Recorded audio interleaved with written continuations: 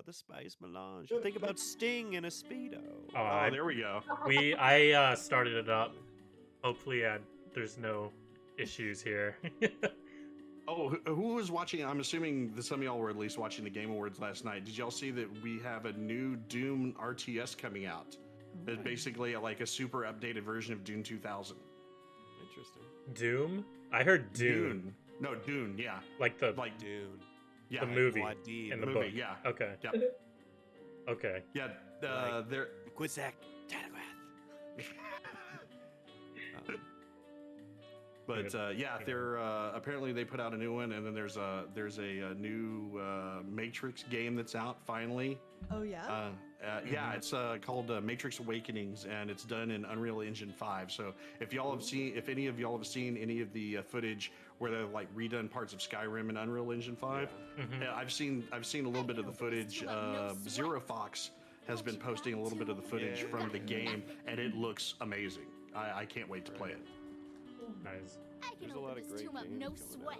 Yeah, that one Nightingale, the one that looks like a fantasy / steampunk kind of thing, mixed with like the Stargate universe, because it's got gates in it and everything. You have to go in between different realities. It looks like totally like right up my alley, and it's like MMO. I think it's actually free to play too. Oh, nice. And there's another one coming out called Rumbleverse. Did y'all see that one? I have not. Rumbleverse. It looks like it's like Pixar style cartoon animation, but it's like a melee battle royale, except you're basically fighting all around a city map, and whoever the last person standing is wins. And that's another free to play one. That's basically it's a whole bunch of them about to go into early access, so I signed up for everything. I can't wait. There's some really great stuff coming out. Yeah. And I like the fact that a lot of it's multiplayer and free to play, which means that, this is like community aimed games that we can really get everybody in on, which is a big, big plus for me. Nice. Absolutely. I think 76 is the only community game I play. Really? Or co-op wise. Okay. Like playing with other people. Does League count as one? Yeah. Yeah. League of Legends. Oh, did you finish Well, Arcane? It's a MOBA, but still, it's the same thing. Yeah. No, I mean, Arcane. Did everybody finish Arcane? Can we? No. Ah, Well, I can. talk- I don't care for Gosh. Arcane.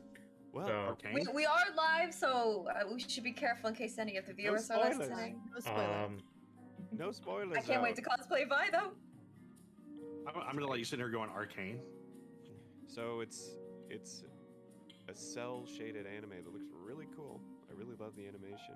About League of Legends, the nice thing is you don't really need to know the lore. Oh yes, it's on Netflix right now. Yeah. I think. I was hardly entertained. I'm Oh. prepping myself for PAX East, where I'm gonna cosplay Vi. And look, I've been working out. This is the first time I've ever had any sort of muscle. I'm so proud of myself. Noise. Speaking of Netflix, did y'all hear the bad news about the Cowboy Bebop live action? No. Oh, I saw Already that. canceled. What? Already canceled. Uh, Yep. Canceled after one season. Well, Netflix. So, I mean, yeah, well, It's a strange basically, it got really mixed reviews, and it basically, everybody who watched it really early on, and then the viewer numbers tanked after a week. Everybody binged it, and nobody's been picking up on it afterwards. So they were like, well, Well, it's happened with a lot of shows I like. I mean, the formula they apply, both how many new viewers does it come in, and then Yeah. views it's actually getting. It's so interesting, especially when it's all there. Yeah. It's there's at least it's like Netflix has become the new sci-fi channel because there's so many sci-fi shows I loved, but only Yeah. got one season, and you're like, no. oh god, the king of that, I'm a complete brown coat. When Firefly, man, the just watching the travesty that was what happened to that show will haunt me forever. Absolutely. Mal was a great character. Oh yeah, I don't think there is anybody in there that wasn't a great character. that was well written, that was well acted. I mean, God, At least we got the movie, but it would have been better to get 4 more seasons yeah, instead. Oh, but, was there a movie? yeah, Serenity. yeah, Serenity. Oh. Yep. Nice. That was basically a wrap up of after the series, a quote unquote wrap up. But there's enough left open ended that they could have done something with it afterwards, and they just it never happened. You know what is getting more seasons? South Park. That's of course. Like 30 seasons now. They got renewed to 30. I'll feel very because now it's Yeah. all about outlasting the Simpsons. You know? Right. Yeah. Yeah. It's Well, like, Simpsons. much. Yeah. Simpsons is what, 34 or something? Somewhere. Older than that. Came out in I thought it- 1989. It's further than that. Whatever the math is. Let's say. Well, in terms of season number, not years. I know their years are pretty extensive. Right. Yeah. I don't know, but we all have a computer in front of us. We can find out. Is that Here's you, another T? good- How good many box in front of me and playing a Simpsons game. seasons? 33. Okay. Really? It seems lower, or lower than it should be. Yeah, but you were saying years might Yeah. be different. 'Cause it's Family been Guy's at so 20. longer. Oh, wow. I was not expecting 20 for Family Guy. Been Well, they around went a off the while. air for a while and then came Yeah. back. So Yeah. You remember when they knew, when McFarlane knew he was getting canceled, and so he started drawing out certain sequences, like the classic theater going. yeah, Yeah. So that was all in a response. He knew he was getting canceled, so he was like, you know what? I'm Just not even screw gonna with 'em." write. Yep. That was classic. Well, it's kind Another of great- like me and my sister were talking earlier today. It was actually kind of funny. You see these memes where people like live like it's your last day on Earth. It's like, no, that's a fucking horrible idea. If everybody idea. lived like that, nobody would go to work. People would be robbing banks. There would be all kinds of stupid shit going on. It's I would give terrible us- advice. It You know, wouldn't be a good day for me. I can tell you that. I love McFarlane's music albums. He's What? really creative. Yeah, talented guy. I mean, think about he- all the musicals he wrote. Yeah, and True. Yeah, that he's, makes sense. I He's think just good at what, everything. Sinatra inspired, right? I believe. He does sing a little bit like Oh, Sinatra. yeah. I'd say. His music style is very similar. Very show tunesy. Oh. He loves Yeah. show tunes, man. Speaking of like musicals and stuff, I actually have in my vinyl thing back there. I've got the Whip it out. deluxe. Well, it'd be hard to get, but I actually I'd have to take my headphones out. But I have the deluxe version of the Bob's Burgers vinyl box set. Well, that's dope. So it has like all of the musical numbers from every season up until like season 7, I think. Which My is favorite's Topsy. Oh yeah, Topsy is the freaking is absolutely the best. They'll say, Topsy at night. Topsy. Like what a wonderful thing about electrocuting an elephant.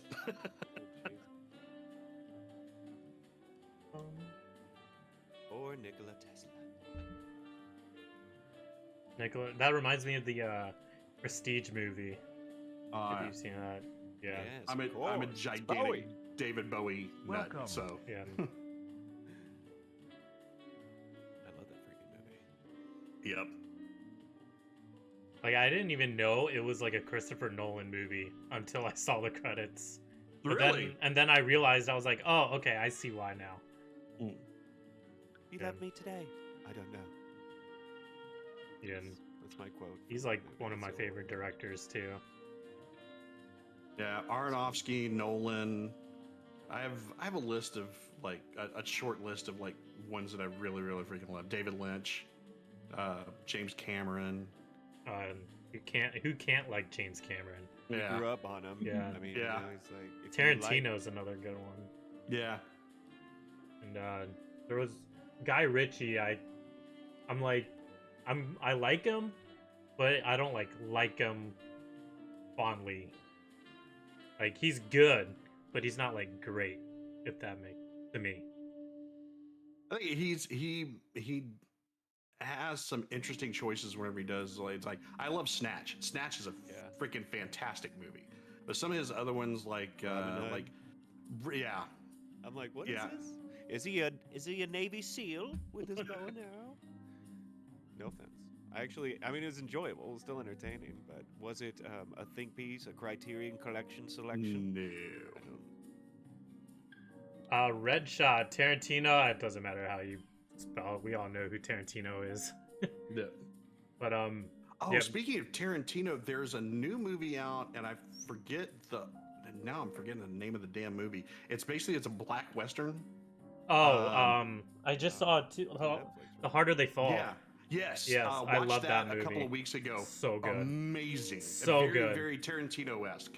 Yes. Great actors. in it. Welcome. Oh yeah, fantastic cast, everything. I loved it.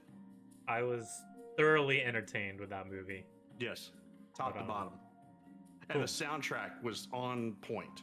Yep. All right, well, we're gonna start up here. Let me turn off the Adam shot music. Cool beans. But yeah, guys, what's up? Welcome back. I am not Tater, so I can't really do her spiel. How is everyone doing? We are with Distinguished Guests, episode 3. This is, I guess, a little different because it's during Fallout for Hope. So yeah, I'm already blanking on my words right now because I'm thinking of a million things. But I will introduce everybody, and then the people I introduce, they can do a little self-promo of themselves, and we will get right in. If you guys don't know what Distinguished Guest is, !DG in the chat, kind of just a overview of what I just said. But yeah, I guess I don't know who I'm gonna start with. I'll start with Mick. If you guys don't know Mick, probably one of the few console streamers I know in the 76 community. Probably like one of 2 or one of 3. But awesome dude, super chill. And then top left of my screen, or what you guys see, Fenwa, the music man himself, who always does his albums that he should release already. Yeah, which I'm surprised you haven't gotten like striked out or anything from any of that. That's the music side of Yeah. Twitch. You're allowed to do Yep. covers. The only thing recently is you can't keep VODs if you're doing covers, which is why Okay. most music acts don't. But Twitch music is quite large, and almost everybody does covers. Don't worry about Yeah. it. Yep. And then right above me is Firewriter. If you guys don't know, fun fact, Firewriter was the original co-host. She thought of all of this together with me pre-episode 1. So thank her as well. And then next to Firewriter is my current co-host. It's me, Bree, aka the Corset. If you guys don't know her, go check her out as well. You what? And then Ken just rated us too. Thanks, Ken. I appreciate it. How was your stream? How was your I know you kept yours on like all day. Can I get a shout out for Ken, please? And then right next to me is Vitriol. For the longest time I've been mispronouncing it. I remember last episode post discussion we were trying to figure out how you pronounce your name, but we got it. Yeah, and I'm AOL if you guys don't know me. So yeah, I will let these guys do their own little self promo in the chat, and we'll get started. So who wants to go first? Welcome. We should just go clockwise, I think. Just stay in the same order. Do it in the Okay. same order. Okay, Yeah. Yeah. cool. Why not? All right, everybody. I'm Mick J. I stream Xbox. I also stream PC on occasion. Mainly, I'm into. Well, I love Fallout and I love all the Bethesda games, but I'm into any kind of RPG stuff. A lot of old school CRPGs and everything, and RTS games and stuff. I also am a musician. I am mainly a drummer, and I play 8 different instruments. So Finn was not the only musician here, but he is the most prominent one here. I will say that much. And which is the free love your stuff, man. And I feel really honored to be here with this whole group because these are all great people doing some really great stuff on their streams. So thanks for having me here. Am I next? I think You're so. next. Yep. Well, yeah, my name is Fenwa Terrien. I started off on Twitch streaming video games, and the first time somebody gamed me, I was like, you know what? No. And so and at that time, right before the pandemic, I was trying to get back into music. Then, of course, I was like, well, shit. And and then I started thinking, what if I tried to do that on Twitch? Started doing that almost like a year and 5 months ago, maybe longer ago now. It's strange. And then at first it was just like a once a month thing and more for fun and trying to get back into it. And then I was like, you know what? Why don't I really go for it? And like I was saying, it's interesting. At the time, I didn't know how big the music scene is on Twitch. It's large, and bands that would really surprise you are here, even some that I'm learning about every day. Um, and yeah, it's funny because when I go into video game streamers chats and tell them what I do, if they're, if I raid or they ask me, everybody's always like, I, like, well, you're going to get DMCA'd. And I'm like, well, no. It's like, because you're doing a cover of a song. Of course, if you were playing a live recording of a song, totally different. But, like, it's kind of wild how big music is on Twitch, and you're able to find acts from all over the world. I'm on a stream team with people from Brazil, Japan, Russia, the UK. It's quite incredible and something that can never have happened before. Like finding some duo from some sleepy little town in the south of France streaming on Twitch. It's a beautiful thing, and I'm glad I started doing it. And yeah, and I play a lot of Fallout music, of course, if it wasn't obvious. But there's my pitch, and thanks, Mick.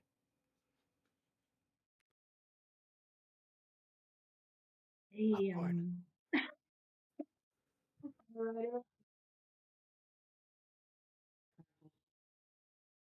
Okay. Your mic's cutting in and out.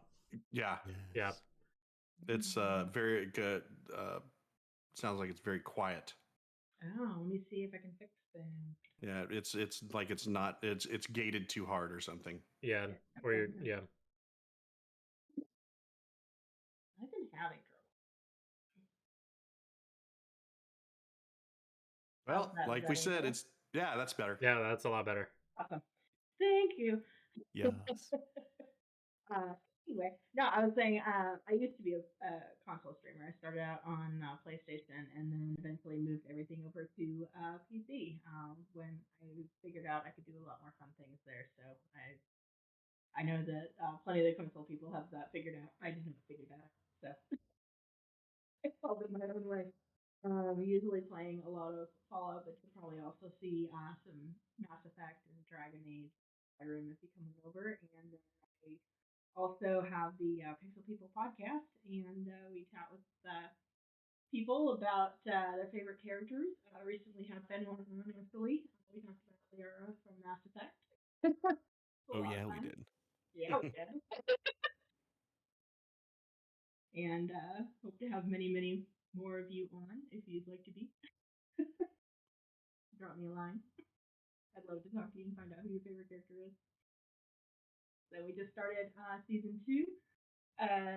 Ken was guest number 1 on season 2, and we talked about President Eckert from 76. So that was a strong way to kick it off. I'm still a bit quiet.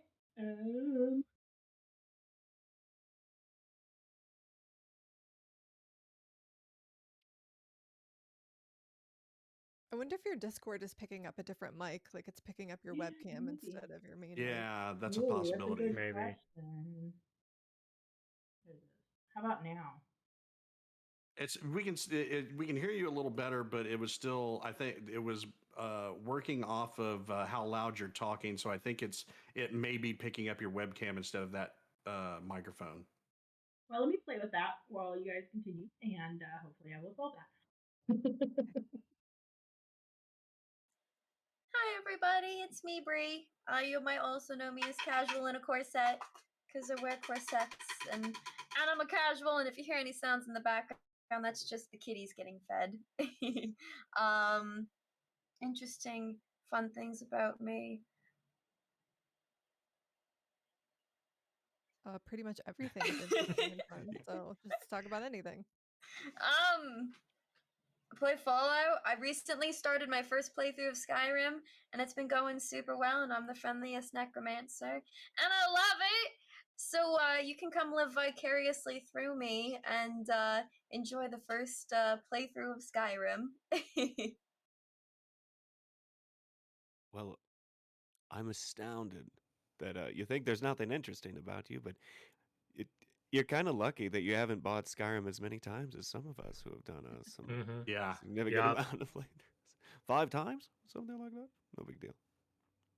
3 here. Dang, wow. So many Skyrims. Actually, technically 4 times. Respectable. All right, Bree, anything else? Should I go? I'm part super mutant! Ugh! Explains everything. Convincing. It's that green tint. That's it, I guess. Okay. Hi, I'm Vitriol Plays, and I am primarily a PC streamer, but I also occasionally stream from my Switch or even my iPad if we're doing some mobile games. I do some Lego builds occasionally too, and build some sets on stream, which is amazingly fun. I primarily enjoy point and click adventure games, whether it's retro, modern, whatever you got. If you have an inventory and you're casually clicking on the screen, that's my jam. So right now I'm playing through Chrono Trigger, as well as games like Fallout 76. So I've been doing a little bit of voice acting too, trying my hand at doing some roles in podcasting, which has been really fun. So I think that's me in a nutshell. Here's a suggestion for a point and click game to play if you haven't played it. The original Blade Runner game. Ooh, what system is that on? You can buy it on GOG. Okay, I'll have to check So that out. and it runs fine. I was actually playing it on my Surface. Okay, I do love Blade Runner. Yeah, it's my favorite movie of all time. It's a good one. It's a great Rutger Hauer role. Absolutely. Definitely. Mm-hmm. And it's funny, I was just, because there's an Easter egg in Cyberpunk 2077 of Rutger Hauer on a roof. And it's interesting because you know this probably. In that scene, his death scene, he improvised Yep. like 99% of all of that. I'm like, Yeah, what? the dialogue was not written for him. He actually he improvised it. True One of the artistry. best scenes of all time. Yeah. Yes. Yep. Yes. Yes. Anyway, Yeah. sorry. Yeah, reminds me of Spider-Man's death scene in Infinity War when that was improvised as well. But I have still not. That is on my list. spoiler. I am only up to my next one in the list because I'm watching them in chronological order that they were released. So I'm getting to, I think Thor Ragnarok is next, and then I'm gonna end up hitting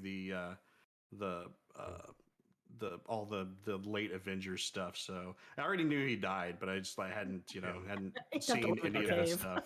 That's kind of like throwing out spoilers for Snape killed Dumbledore. How dare you, Mick? Hey, Dare you? all right, so Firewriter, can you try it, see if it works? How's this Okay, sounding now? that's- Is this better? That's Much better. Much better. There you go. Yeah, I found out what's happening. It's yeah. resetting in Discord. It didn't used to do that. It's happens. barely been doing that every time I go in and out, so that's good to know, and I'm glad that I have learned that. She has a really dynamite mic. Yeah. Yeah. You might have to turn the So volume a crazy. little bit down because I think it when you're too loud it makes that static noise. How about now? Sounds good. That's good. Yay, there we go. Cool beans. Yes, good old Discord always throwing a wrench in the mix. It really does. It really does. Cool beans. So I'm AOL. I used to be a Borderlands exclusive streamer back in the day.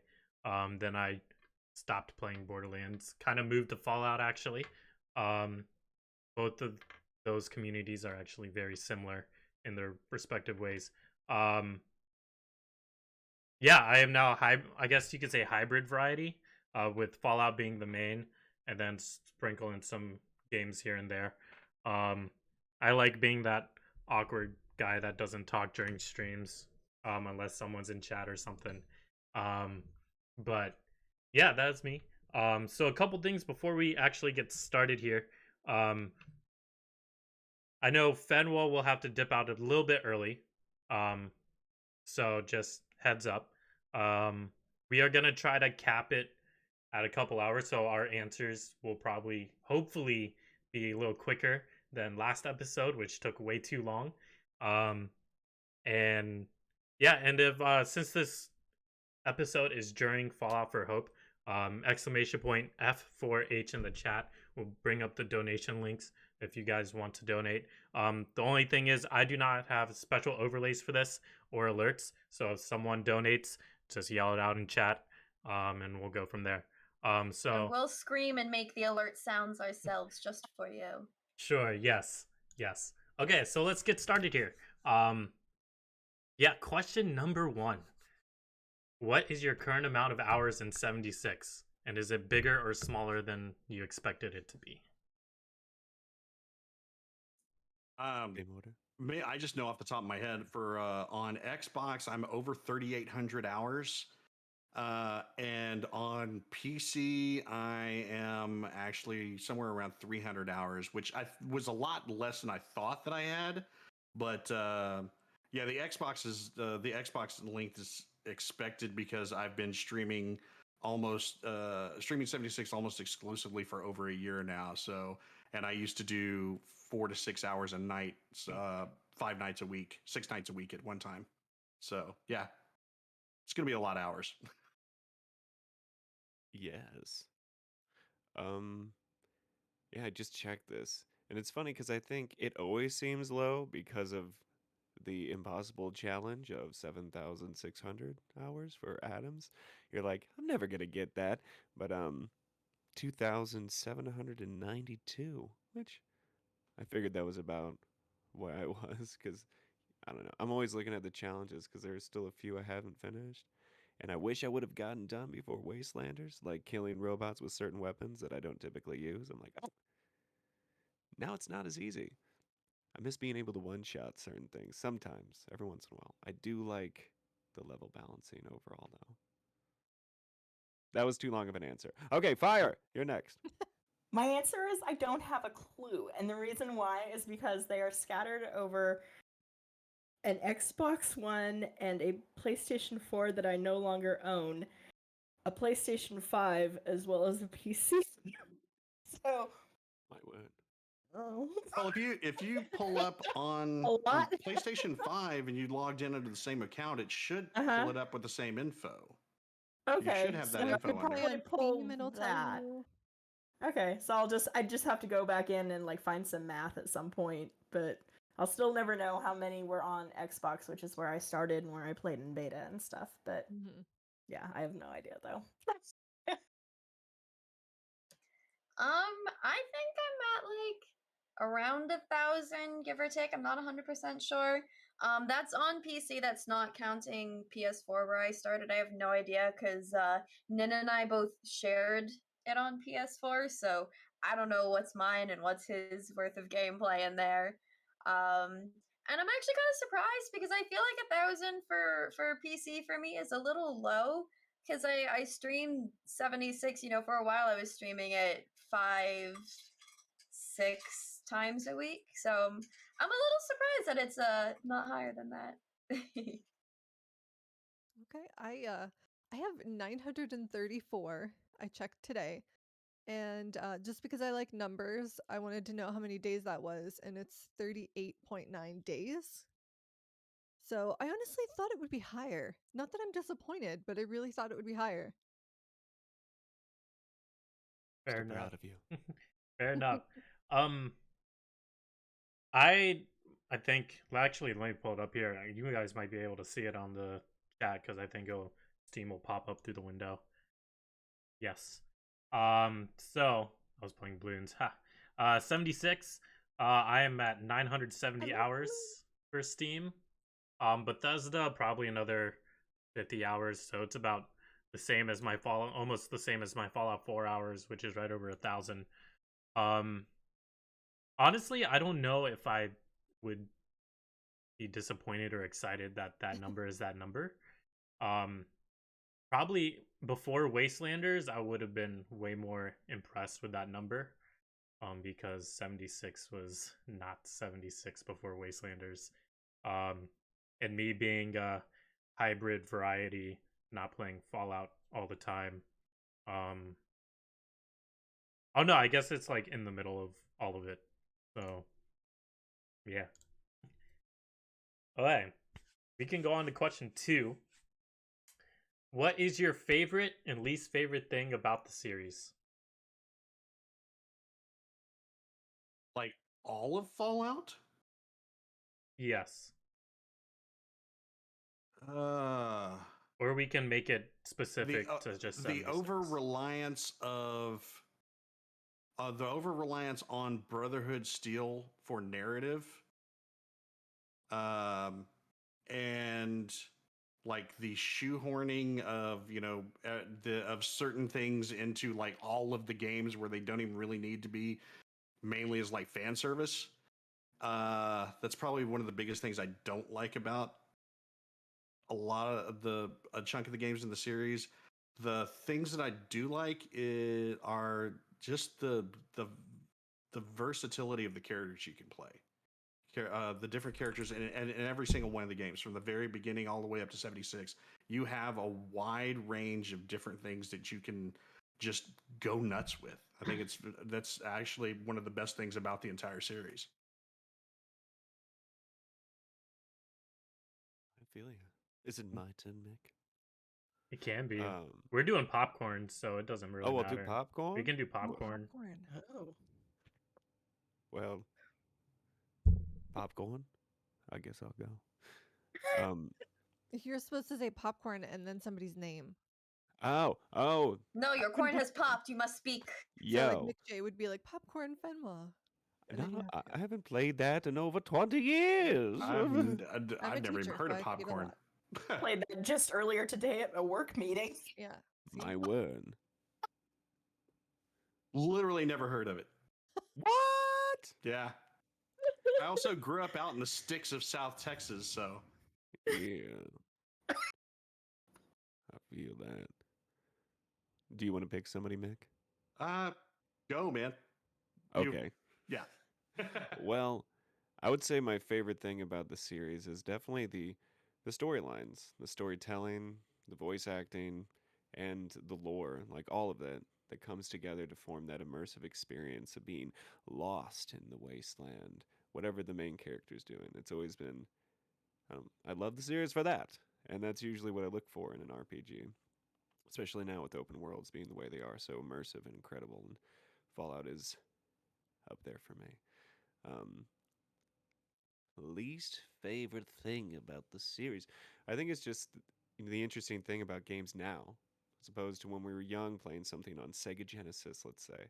The amount of time that has to go into programming and writing and coding and building a game now, it's so unreal and exponentially harder than it was only 18 years ago. So it's like the time in between games is the struggle, and especially in a world that's so full and costly to make with time and resources of manpower, woman power, everybody power. Like it's like I just want it. We all want it now, and that doesn't stop when it comes to video games. One little Cyrus point with the to raid. make their. Cyrus the raid. With a quick little point on that, the back from the days when everything was on cartridges and stuff is definitely a lot different from now, because you had to have everything tested and ready to go before you put on cartridge, because there are no hot fixes, there are no updates, anything like that. It had to work when they put it out. Infamous bugs from back then, and that's the thing. It's like it never got fixed, player. Well, they couldn't. Yeah, and that was some of the things that would ruin some games. Like if they were unplayable, there were Yeah. no hot fixes, like you said. Yep. It's like the ET game, it died. Okay, there was no salvaging it. It's like No old enough to year remember later. this. I guess You just gotta press up, up, left, right, A, B, A, B. How does it A B start. yeah. Yeah.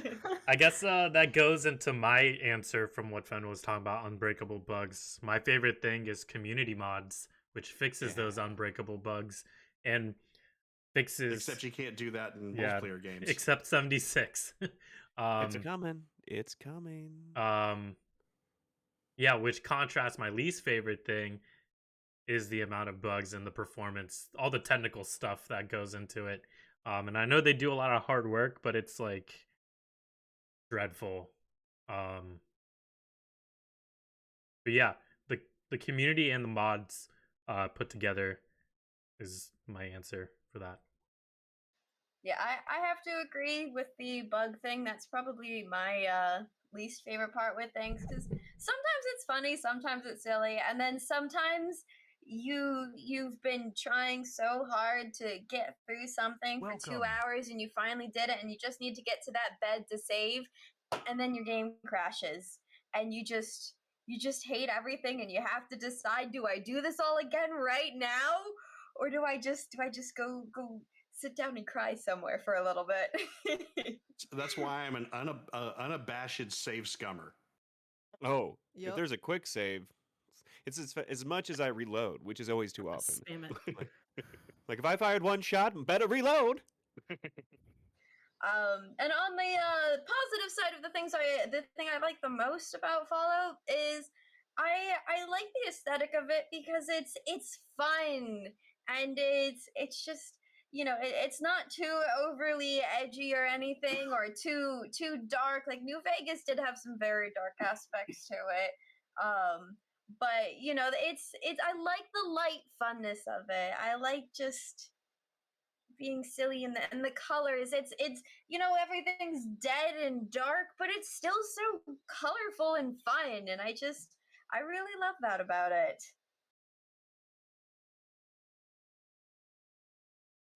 Lovely. I think my least favorite, I'll do my least favorite first, would be quests that you repeat that don't make sense to repeat them. So, like, for example, you're constantly taking a picture of the same generator. Why? What did you do with the other 30 pictures that I gave you? They're literally the same thing. It doesn't make any sense. Or like Preston Garvey's like, oh, your settlement's under attack, but there's a gajillion turrets. Who's getting through? Nobody. Well, Just give me quests that make sense. didn't you know they're gonna spawn in the middle, past your defenses? Didn't you know that? It's so silly. But favorite thing, I love camp building. That's my favorite thing. And also just being in a world that you can explore and you can find things that a lot of people that have played the game have never seen. Like here's some teddy bears in a weird situation that, half the people that play the game aren't going to see, and just exploring and finding fun things. That's one of my favorite things to do. Emma said something earlier that I just then I just had a fucking brain fart. Yeah, never mind. Sure, you'll think of it later. No worries. If you think of Just- it, jump in. Yeah. I was gonna say, Whoa. There you go, yeah. Fire. Oh, you got it. I got it. It was you're talking about the immersiveness and a lot of the things about the especially in like 76 and everything. There was a lot of people who complained in the very beginning about with the lack of NPCs. Although there were plenty of NPCs in the game, they were just robots. They were not humans. They weren't spoon feeding the story or anything. You had to literally go around and explore and find stuff.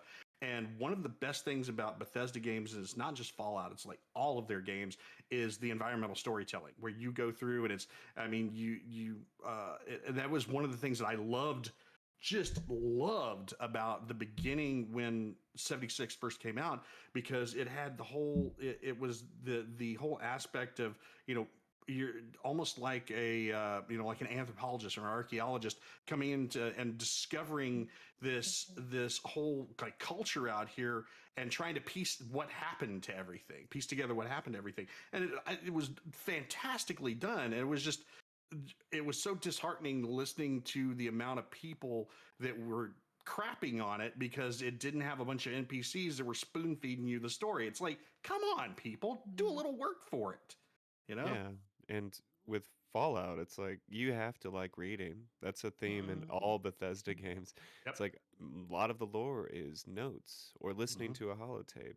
I always think about in Fallout 4, one of the most memorable holotapes for me was north of Sanctuary. There was a little cabin where a girl who was pregnant had fled and was squatting right before the bombs fell. And her recording, like knowing she was going to die alone out there, was so. I was like, like this is so real. And Dude, young Remember that song? Colonel's You just story. gave me goosebumps. Like remember young that Colonel's specific story. Young one. Colonel's story from from '76. Yeah. It's, Flatwoods, right? literally brought me to tears. Yeah. Totally. And then like all the notes in the funeral home in Flatwoods, like there's so many, because I played on a free weekend that happened after the Pioneer Scouts had just dropped. And I stepped outside of the vault with my brother, and I was like, "Oh boy, was I wrong to wait!" Like, it's like, holy crap! Like, I should have been playing this since launch. I mean, I did avoid some of the, no ammo things that were happening, but it was such a great game to explore, like Mick's saying, and it's funny because, like you said, a lot of people are like, "Where are the NPCs?" Like, well, they're there. There's not as much as, let's say, all the other Fallout games, but the whole point was, as Todd Howard said, we were the storytellers, and a lot of us have, took that and ran with it in a lot of different ways. I know that, Vitrol, you're on a podcast. You're on Modus Files, right? Am I? Yeah, I did a little bit on Modus Files and now Once Upon a Wasteland. Oh, nice. Yeah, I And- am too. I forgot to And mention that. that's Yeah. which is a Cool. beautiful thing. That is telling your own stories. Or Yeah. the Enclave Armed Forces, a big role playing group on PlayStation. They go out and create the world, and we're all doing that in our own ways. This itself is a creation because we are telling those stories. In this story right now about 76, which you don't get that with any of the other ones, which is a pretty sweet thing, I'd say. And let's have Fire say her answer and move on to the next question. No worries. So to no surprise, my favorite thing about it is the characters. From the first time I started up, they just absolutely captured me, and they were so relatable, and they were deep, and you had to dig to really find out what was going on with them, and a lot of times they'd have this kind of really surface level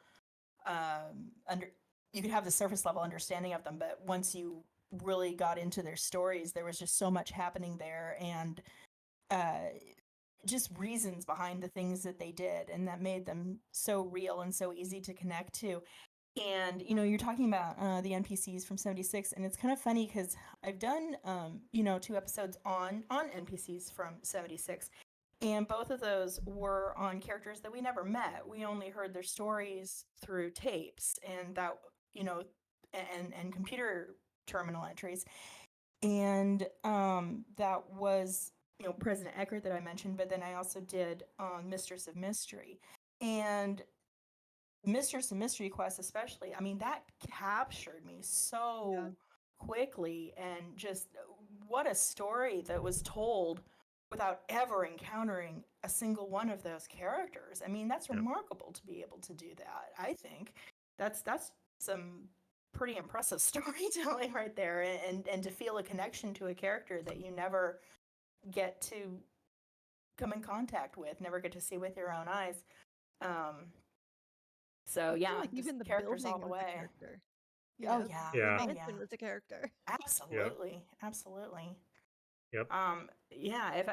Least favorite is so hard for me to pick. I'm gonna have to go like uber specific, and say Dima's quest in Far Harbor, because it was my this God. super specific kind of spatial puzzle that Wow. it does not work for my brain, and I struggled with and was so frustrated with, and try and do everything in my power to skip nowadays. I'm the I- exact opposite. That's one of my favorite ones in the game. I love I it. see people love it or they hate it, and I it's am a just complete puzzle yeah. junkie, so that's why I love that I one love so all much. kinds of different kinds of puzzles, but those 3D moving Yeah. things around, my brain does not work that way, I'm and sorry. did not work for me. One thing to piggyback off of that before we move on, mods. Yeah, that's there is a mod to skip the puzzles that you just read or listen to a holotape or something, and it just yeah. because like I hate it too, and I remember the first time I did it, it took me like hours on end to get not even to the last puzzle, and I was just like The last crushed. one. Yeah. There's a trick that I found on YouTube to get to like kind of trick your way through the last one, which was just like, oh my god, Yeah. because I just remember being in tears over this, thinking I'm never gonna finish this DLC. It's just never gonna happen for me. But yeah, that's like the one thing. Well, Yeah. I mean, there's other things, but I'll go very specific on that. Cool. We'll move on to the next question. The next couple questions we won't need to elaborate much. I'll just give like bullet point answers here.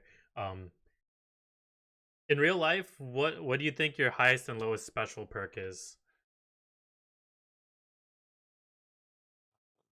I could start this one off. I'd definitely say agility. Maybe in my youth that was kind of high, but now, gotta tell you, it's embarrassing. But yes, agility. Okay, I'll popcorn now. Wait, you have to say what Popcorn. your highest is. My highest? Oh, in real life? That feels strange. I don't like being immodest. It's Makes me feel charisma. awkward. It's charisma. Charisma, Come on, yeah. It's charisma, Yeah, 100%. it's definitely charisma. Charisma. You heard Charisma. it, folks. Well, all right, charisma. Um, popcorn, brie, hot seat. Yay, popcorn. I'd say for me, my highest would probably be charisma, and I'd probably put my lowest as luck. I'll go with luck. But like I said, I got that like idiot savant, but with luck. You know, the lower luck you have, the better chance of like something really good happening once. But it's very rare.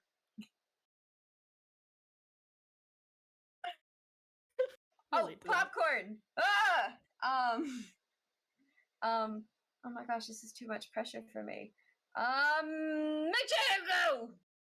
Okay. I don't know. I've always been, on the higher end of the IQ spectrum, so I guess my highest would be intelligence, but luck has been pretty high lately, especially considering the fact that what happened to me could have been a whole lot worse than it actually was. So I think my luck stat got a boost pretty much late. My lowest, especially recently, is probably either going to be endurance or agility, just because I'm fucking getting old. So yeah, I just turned 50, so. But popcorn vitriol. My lowest is absolutely strength. I have zero, no muscles. They just nothing. I would have to say my highest is intelligence. My first job was a neurosurgery research technician, so I know a little bit about brains. Ooh. Popcorn firefighter.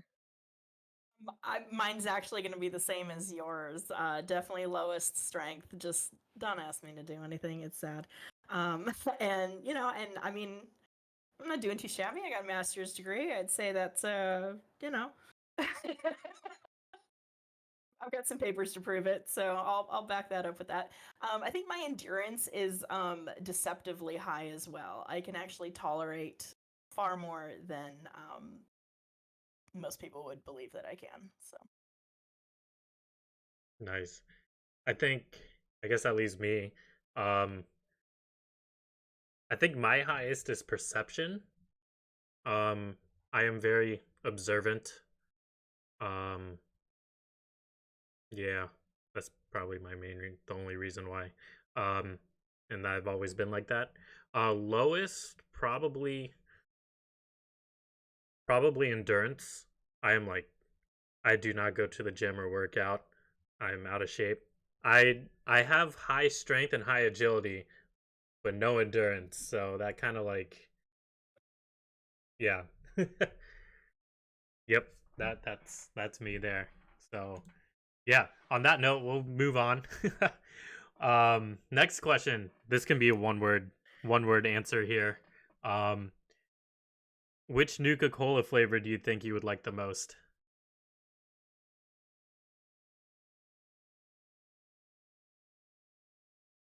I'll just say Probably. cherry for sure. I'm a Yeah. cherry nut complete. I think cherry also. Wow. Probably drink Nuka Dark, honestly. Ooh, nice choice. There's a grape one, right? There's Yeah. a grape one. Yeah. Yeah. Yeah, grape. Mhm. I have to say quantum. It glows, you Ooh. guys. A little It scared of it. Yeah, I'm afraid. If it was real life, I'd be like, I heard there's a radioactive isotope in there. It's It'd be like, blue and it glows. Just because it's radioactive doesn't mean it's harmful for you. There are lots of radioactive I things that mean- are not harmful. It's like, tritium on a watch face is Your radioactive. Radioactive. It's Vitro, also just a I've read their little tiny notes. amount of radioactivity too. I've seen the experiments, though, the documented procedures. I know that's the bad thing. Let's put it this way, and we've all gone through the Nuka Cola factory and read up on what they do to this Uh-huh. stuff. So Yeah. They're all bad. Yes. Yep. This is true. Just go with the one with the blood. Yeah. there you go. My blood's in it. Do you have From one fire, or from a did branding you? point of view, I always liked Nuka Cola Vaccinated. I always thought that one was a fantastic one, especially with once COVID and everything hit like Yeah. that. Oh, Yeah, God. if they release that, there'd be such a controversy over that Nuka Cola. Yeah. You thought you were getting one word answers. Oh boy. Yeah, I'm Hey, sorry. we tried. We tried. We strayed from the path. Did you have one fire? I don't know if you said Oh, one. I was agreeing on cherry. Oh, That's okay. probably the only one that sounds appealing to me other than just regular. There's a don't Nuka like Cola grape Orange too. soda? Yeah. There's a Okay. grape and What's an that? orange as well. I don't They're like like Yeah. grape and flavors. orange. I don't like What? fruit flavors. I know. I have like really weird preferences when it comes to a lot. Here's my controversial opinion that's probably going to make a lot of you unfollow me right now. I do not like peanut butter and chocolate. Well, I know. Unfollow. No, I Uh, know. I can I'm think of allergic to much peanuts. worse things to unfollow you over. Oh, the shit It's a from controversial Nick. opinion. Oh my. Wow. Yeah. Wow. I guess I I hon- I've been canceled. We hardly knew ye. Oh man. Fire. Understandable. I get it. think I honestly don't know for my answer cuz I'm not a huge like Coke person to begin with. So even if I wanted to drink one of the Nuka flavors, I probably wouldn't. But I think the one that speaks out to me is probably the uncommon ones like quartz or clear. Or wild. You a Yeah. clear Pepsi kind of guy? Yeah. Wasn't I don't- wild the answer to Sunset Sarsaparilla? I don't know. I think so, yeah. Yes. The Oh, marketing yeah. attempt to Yeah, push you're them right. out of their zone. Competition. Mm-hmm. Yeah. Some Well, then we had Vim, which was the Yes. competition, up in the main area. with quartz. Hard pass on Vim. No thanks. Yeah. I do want to try the vaccinated one though, if that ever becomes a thing. With a little um iron taste in it. Mhm. yeah. Mm. Yep. That got Oh, that yeah. coppery taste, Yep. Yes. like sucking on a penny. Mhm. Yes. Yeah, so this next question is more of an elaborate one. What is the story behind your username? I'll start. Go. I've had the fire with a Y for a really long time. I used to play WoW like obsessively. Mhm, I was, mhm. and my first WoW character was called Nightfire, and with two Y's, and I just carried that fire with me. That sounds funny. But I kept reusing fire over and over and over for different things. And then when I was looking for I think it was a Twitter handle at the time. I kept the fire and added the writer since I do write, and I thought fire writer had a nice ring to it, and it kind of sounded like firefighter, so that worked for me. And it's actually kind of funny on the most recent episode. I recorded with my brother, and he was one of the people that I always played WoW with, and you would hear him call me Nightfire in the episode because he used to refer to me like that all the time. Popcorn to vitriol. All right. So this is one of my favorite questions to ask people is where did you get your username from? So I'm so excited to hear everybody's answer. My username, I can recall the exact spot that I was standing when I first saw the word vitriol, and I just thought it was the most beautiful word, and it was in a chemistry lab. The copper, it's copper sulfate, and in its hydrated form, it is like a blue crystal, and it's just one of the most beautiful things that I've ever seen. So I was like, that's it. That is just the name that's going to be my internet handle just forever. It's been a very, very long time. And I just love it so much. But then it also means, in the English language, like bitch, essentially. So that doesn't really fit with me. Like I'm not really a mean person. So when you think of it, from the English language perspective, it doesn't really make sense. But I took it from the chemistry perspective. So, Hi. Popcorn, McJ. Ooh. I actually used to go by a different name, and going back to what we were talking about with the like our favorite directors and stuff like that, Kubrick is actually one of my favorite directors as well. And one of his most well-known movies is A Clockwork Orange.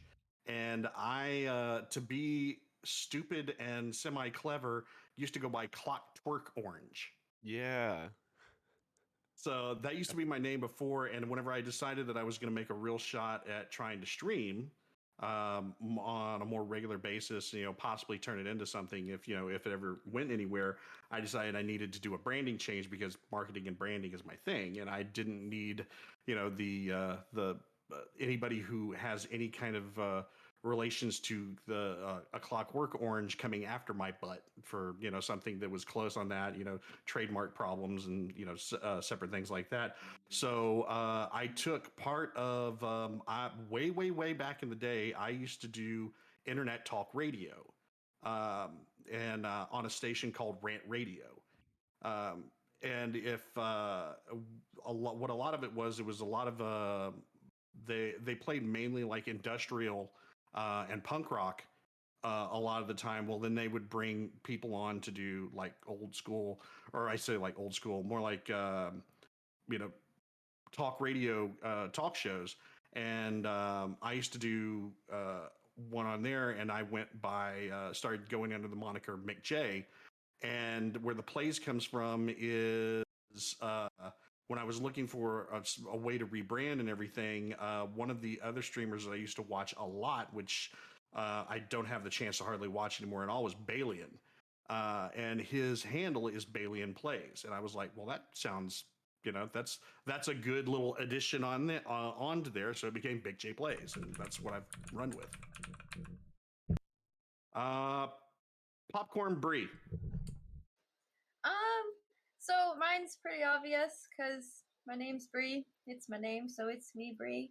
And then casual in a corset I use for everything else because I wear corsets casually, and I also game pretty casually. I'm not like super serious hardcore gamer. I just like to have fun.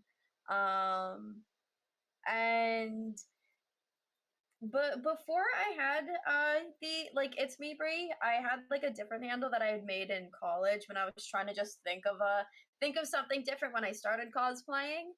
And I combined my name and my roommate's name, and it just no one knew how to pronounce it. It didn't make any sense. And I'm like, you know what, I'm done with that. We're getting rid of that. We're starting something new, and I'm just gonna go with my name. But it's so commonly used on almost every platform. It's me, Brie, which is why I started going with casual in a corset because no one has that one, but everyone has it's me, Brie. Guess I wasn't as unique as I thought. Oh. Popcorn, Finwa! Oh. Well, so Yeah, I've been waiting to hear this one. I grew up playing music. I've been playing music and singing since I was a wee lad. And after the band I was in high school, we all went our separate ways. And I became slowly that guy with the acoustic guitar at parties playing Wonderwall. And I thought to myself, I hate this. No offense to anybody who's an Oasis fan, okay? It's gonna be okay, all right? But I was like, you know what? Like, I need to think about who I am as an independent individual trying to make music. And it was in the middle of my law school days, old chap, when I sat there and I was like, let's create a character because I like to perform on stage. I, grew up doing, theater in school, and so I decided to create a character. And at the time, I thought of a space time traveler from the Sigma Orionis star system in the Horsehead Nebula, writing for a music periodical that sought out musical acts from across the universe. Of course, he was part of a sentient species on that planet. There were many competing sentient species there. And well, they were telepathic, but they couldn't shut it off. So, as a culture, they devised musical instruments to block out the wavelengths, you see. And that's how they created music. The first music in the entire universe. And so, Benoit Terrien was out there, traveling around looking for music, slipped through an Einstein-Rosen bridge, crash-landed in Baton Rouge, Louisiana in 1986, and discovered new wave music and blues in the same night, and some jazz, and decided to stay.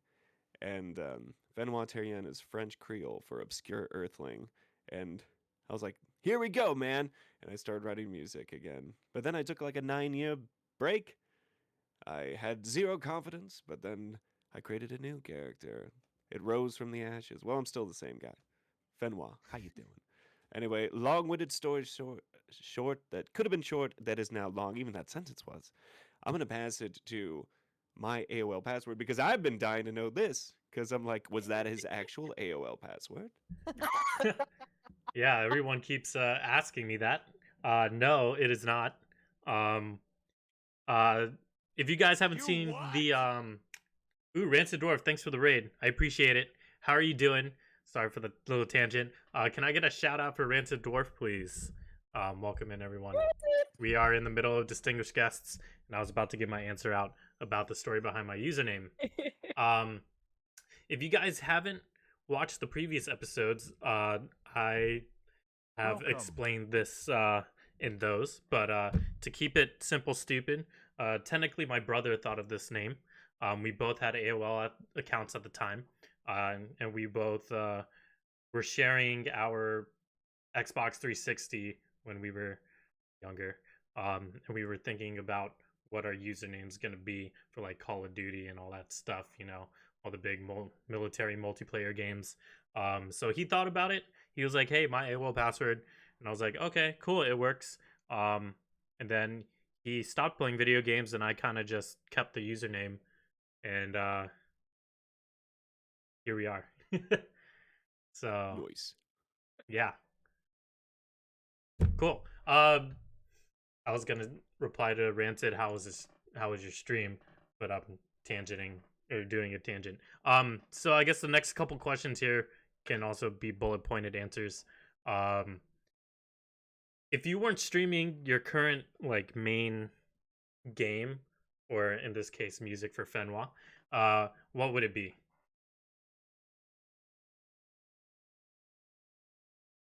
We should start. I got an answer. Oh, Do you want you go. to? Who said that? Who said that? Was Oh, it Bree? Oh, Bree. Wait, go ahead, Bree. Okay. You have the stage. So I guess if I'm not counting anything that I'm currently streaming, because like Fallout 76 is my main thing, and I've been doing a lot of Skyrim recently. If I don't count those and other Fallout games, oh gosh, I guess I would subject myself to streaming League and deal with whatever happens in the chat. Oh dear. I love playing the game. I hate talking to people who play the game. I think we've all been there no.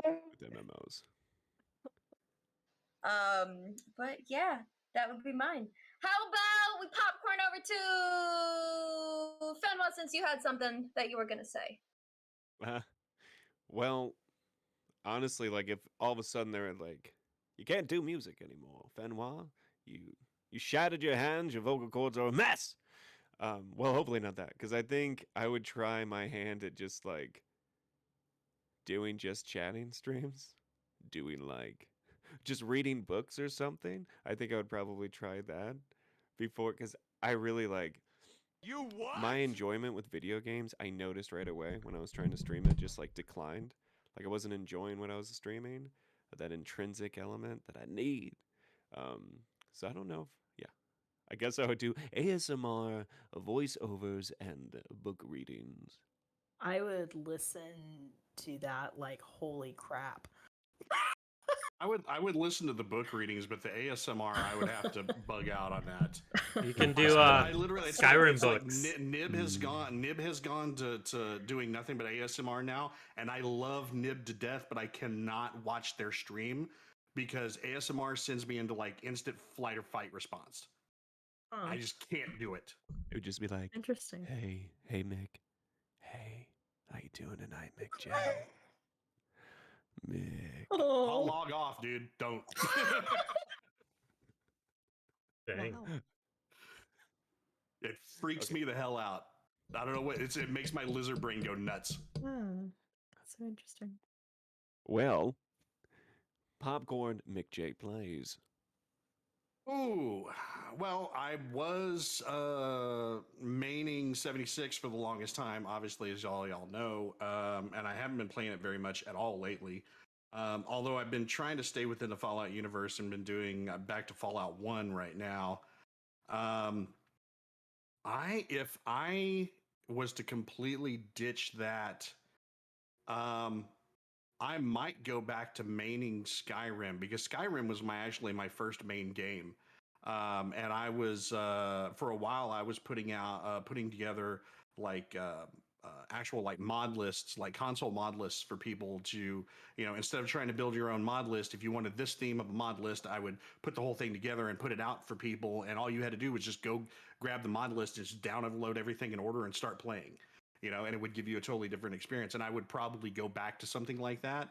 And either that, or I would go to probably playing through like all of the Valve games, because probably my favorite game of all freaking time is Portal and Portal 2. Just phenomenal games from top to bottom. And I could replay those every day forever. But I would probably go back to Skyrim as my main. Popcorn Fire Rider. This is such a hard one to answer because I rotate through games. So I'm like, well, I kind of always do that, but so it's like right now I've got like 4 games in rotation. So, and then if I finish one, I put the next one in the series or something like that in. So, I mean, it'll happen eventually. I'm playing Andromeda right now, Mass Effect Andromeda right now, and I'm not streaming that, so I'd probably put that in, just because it's not something that I see streamed a lot, and I think it should get more credit than it gets. Well, that's because most fans treat Andromeda like they treat the Matrix movies, after the first one. They don't exist. Yeah, it's too bad because I'm really enjoying it. I'm really having a lot of fun with it, and I'd like other people to see that and kind of get to see what it actually is. I think a lot of folks kind of made up their mind early and didn't get to see more. So I'd probably go with that. I think I have more hours in Andromeda than any other Mass Effect game. Well, that's easy to do because it's so open world. I mean, I've been going. So Yeah.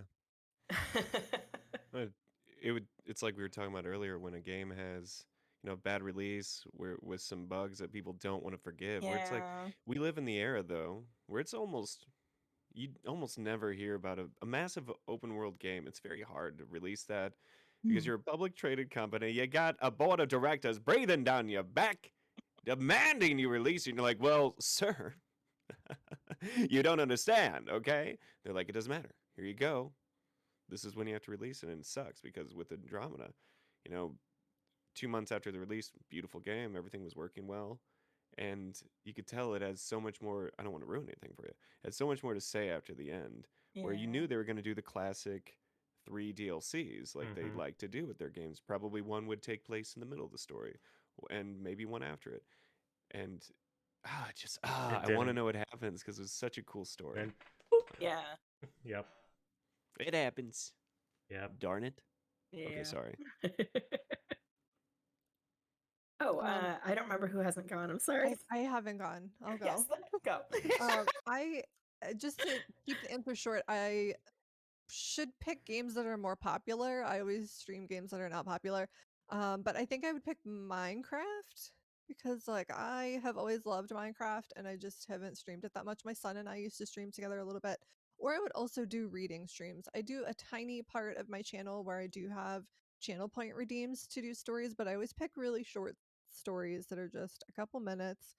And I'm always nervous about reading things that are copyrighted, so I try to do things that are very, very old or, things that people have written that haven't been copyrighted. So, Like domain works, yeah. yeah, we're reading Russian fairy tales and German fairy Ooh, tales. Ooh. nice. That's tight. Yeah, Nice. it's a good time. Nice. One of my friends who does a bard stream, music and storytelling.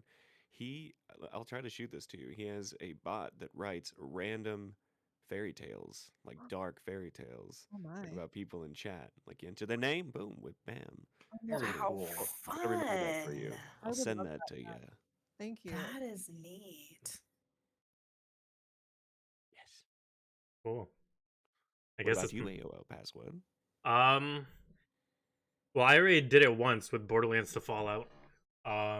If I did it again, it'd probably be Pokemon. Mm. Because I play Pokemon on my off stream. That's like all I play.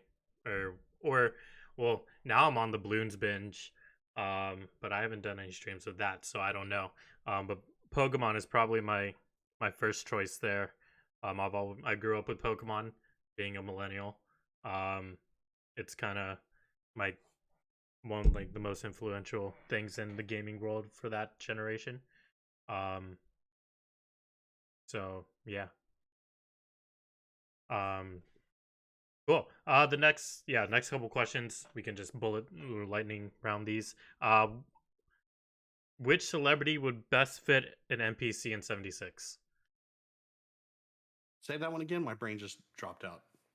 Which celebrity would best fit an NPC in 76?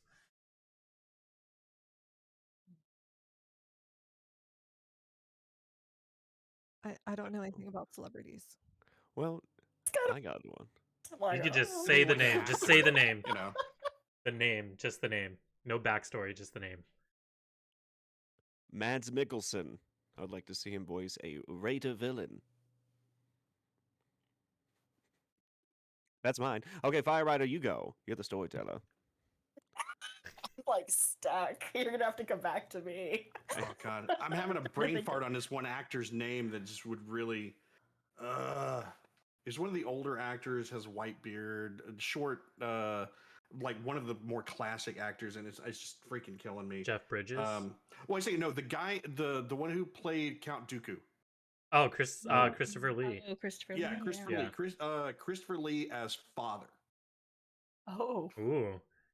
I Ooh. like that. Ooh. I'll go voice actor. The guy that did the voice for Batman in Batman the Animated Series, is his name Kevin Ooh. Conroy? Kevin Conroy, yes. Yeah, That's he who does it is. Rocksteady's only Batman Batman. too, right? Mhm. The only Batman. Yeah. Yeah. Yeah, that's a good. Yes, that's the voice Um, we all hear. Yeah. I know it is. I see in the chat we see Steve Buscemi, Ryan Dude, Reynolds, all the comedy stars. Steve Um, Buscemi, I mean, Boardwalk Empire kind of shows what his range is. I Yeah. think he'd be a great NPC for sure. And funny, because it's freaking Steve Buscemi. Yeah, good call. I'll say a cop out answer and go with Morgan Freeman. Well, Because dope. I mean, that's still a good answer. It's not a cop out. Or James Earl Jones. ooh, James Anybody Earl with a Jones dope as voice. father. But would Oh he my be God. Darth Raider then? Womp womp. But Canceled. Cancelled again. Okay, I've got one. I'm gonna go with Tom Waits as Any Ghoul. Ooh. I like. Everybody's response.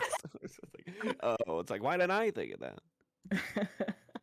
Nice. The craziest thing is that you go into like a certain section of the game and they'll have an Easter egg with a ghoul singing "Going to California." Yeah, so I'm thinking like instead of Magnolia doing a performance, it's a ghoul doing a performance, except it's Tom Waits. There you go. That would be pretty slick. Nice. I don't think I have anyone. I don't know. I'm not good with this stuff. I don't Yeah. know How I about would who would play the best super mutant? The best super mutant. As Breezley. Well, I hate to say it Or because best he synth. just died recently, but Tiny Lister would make a great super mutant. He was the one who played what's his name in the Green Mile, and he was also the president in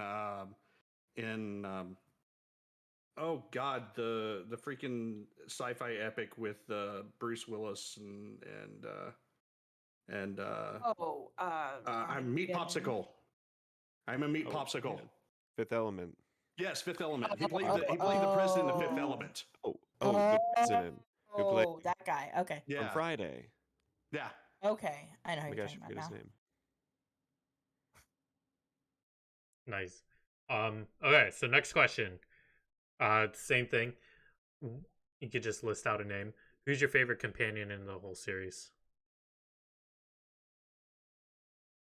Hard one. I'll just get this out of the way. I'm a complete freaking Piper stan. I am this no matter what. The funny thing is Piper reminds me of somebody that I would date. Somebody who has the heart of gold and is sarcastic as hell and everything, but has you have to watch out because they end up with the best of intentions just doing the wrong thing. But they're such a great person at heart. So yeah, that's my favorite. Does Nick Valentine count? Yeah. Yeah. Oh God, yeah. He's a companion. Absolutely. Oh, Good one. I also have to go with Nick Valentine. His story is so tragic and heartbreaking, filled with existential despair. And I don't know. I always identify with a noir detective type. Could you tell? But I think some of our guests have some paraphernalia to talk about with their choices. Fire Rider, I have a feeling I know who you're gonna go with, but I want to hear it from your mouth. Sankoku Carson. Yeah. This mask Wait, was the the reason power that armor helmet? just followed out for Hope. I was actually able to get Danny Shirago on. Oh yes. Wait, so it's and not race not tournament. dance. So it's not dance. No, this is something else, but this one right here. it's a good And choice. also- yeah.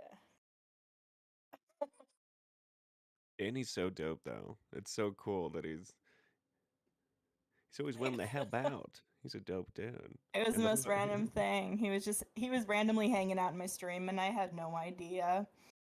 And he could see that behind me. That's awesome. I love Hate McCready. He's Yeah. both my favorite and my least favorite because he likes to spawn in the middle of the enemies despite being a sniper, and you're like, dude, what the heck? But I adore McCready. That's why I cosplayed him. It was a good cosplay. Yeah, I was saying that was amazing. Is it just me or did Vitriol go? I did. I went. Oh, okay. So I think it's yeah. just Valentine. yeah. Okay, Nick so Valentine, of course. so it is just me. Okay. Ooh. Curie. Here's a good one. Mainly the accent. That's She's Oh. adorable. yeah, the accent. That's the main one. I do like her quest line that you do for her. I thought it was also very heartwarming as well. My my second guess is Kate. But no, AKA if you haven't played Andromeda, Kate and Suvia are Yeah. the same voice actress. That's so And funny I- to hear her talking to I- me all the time when I'm playing. I do enjoy Suvi in Andromeda. So Anomaly yeah, detected. yeah, yep. I'm picking up something. But yeah, Kate, Curie is mine for sure. So yeah, next question. We are more than halfway through. So, yeah, what made, well, I don't know if this applies to everyone, but what made you want to do Fallout for Hope this year? If you are doing it. Mainly because I did it last year, and it's a good cause. Straight up. Same. I met Ken through like Scullyface and Chisel Plays, told me about the Chat podcast, and then met Ken, and I was able to join last year and do everything with Fallout for Hope just because it's a great cause. And we always reactivate for things that are important and can help people. And it's beautiful to see what are we at now? Like over 370 streamers from around the world helping out with this on all platforms, that's a beautiful thing, no matter which way you look at it. Yep. Little shameless plug if you do want to donate for Fallout for Hope. Exclamation point F4H in the chat will bring up those donation links. So there you go.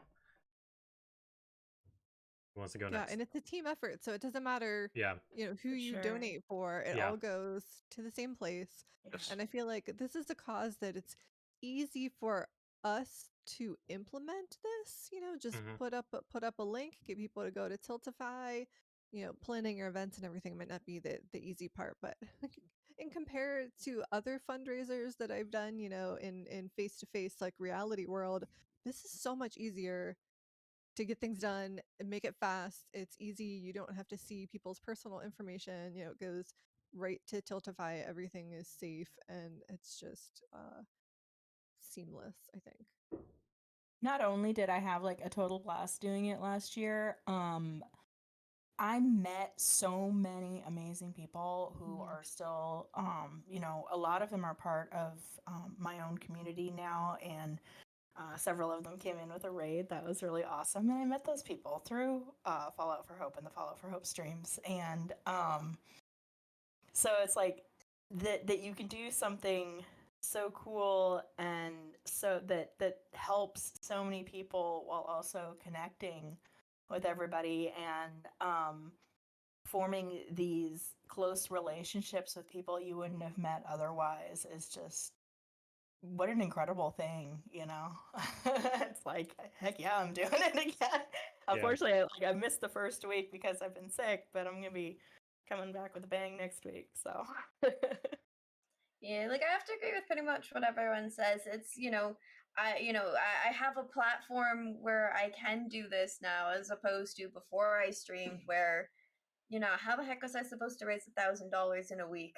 I would have never thought that was something I could do until, we did Fallout for Hope. I think it was one of the Fallout for Hopes we did this year, and it was just wild that I was able to do that, and my community was able to do that, and that I could be a part of that, and it's really cool that I can make more of a difference than I've ever been able to because I have the ability to now.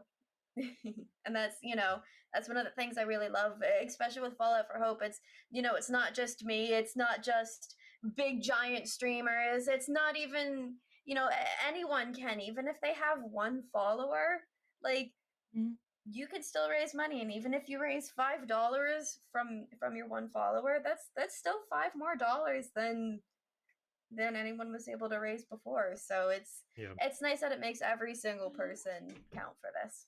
Yeah. Absolutely. Yeah. Did you guys all answer? I know we kind of popcorned a lot around. Okay. Just wanted to make sure everyone got in before me, because my answer is going to segue into the next question. So I'll kill two birds with one stone and go first on the next question as well. But the next question before I answer this question is what your first charity stream was. But to answer what made me want to do it this year, I didn't do it last year because I was trying to figure out where the stream was like gonna go in terms of games and just like the general direction. And I was talking to Ken or Chad about joining last year, but I backed out ultimately. So this year I wanted to do it because kind of the same reasons as everyone already brought up. So I'm not gonna reiterate. So yeah, it was just me wanting to raise money because I've done it in the Borderlands community, which will segue into the my microphone, which will segue into the next question. I did my first charity stream with the Borderlands community for St. Jude's as well, but at the time there was I was going through a lot of Twitch drama with another streamer in that same community, and it started within that that fundraiser for St. Jude's. So it kind of bled through of one of the reasons why I didn't want to do it this past year for Fallout. It was just 2019 was doing the Borderlands version of basically this. And yeah, here we are now. Popcorn. Let me think. Firewriter.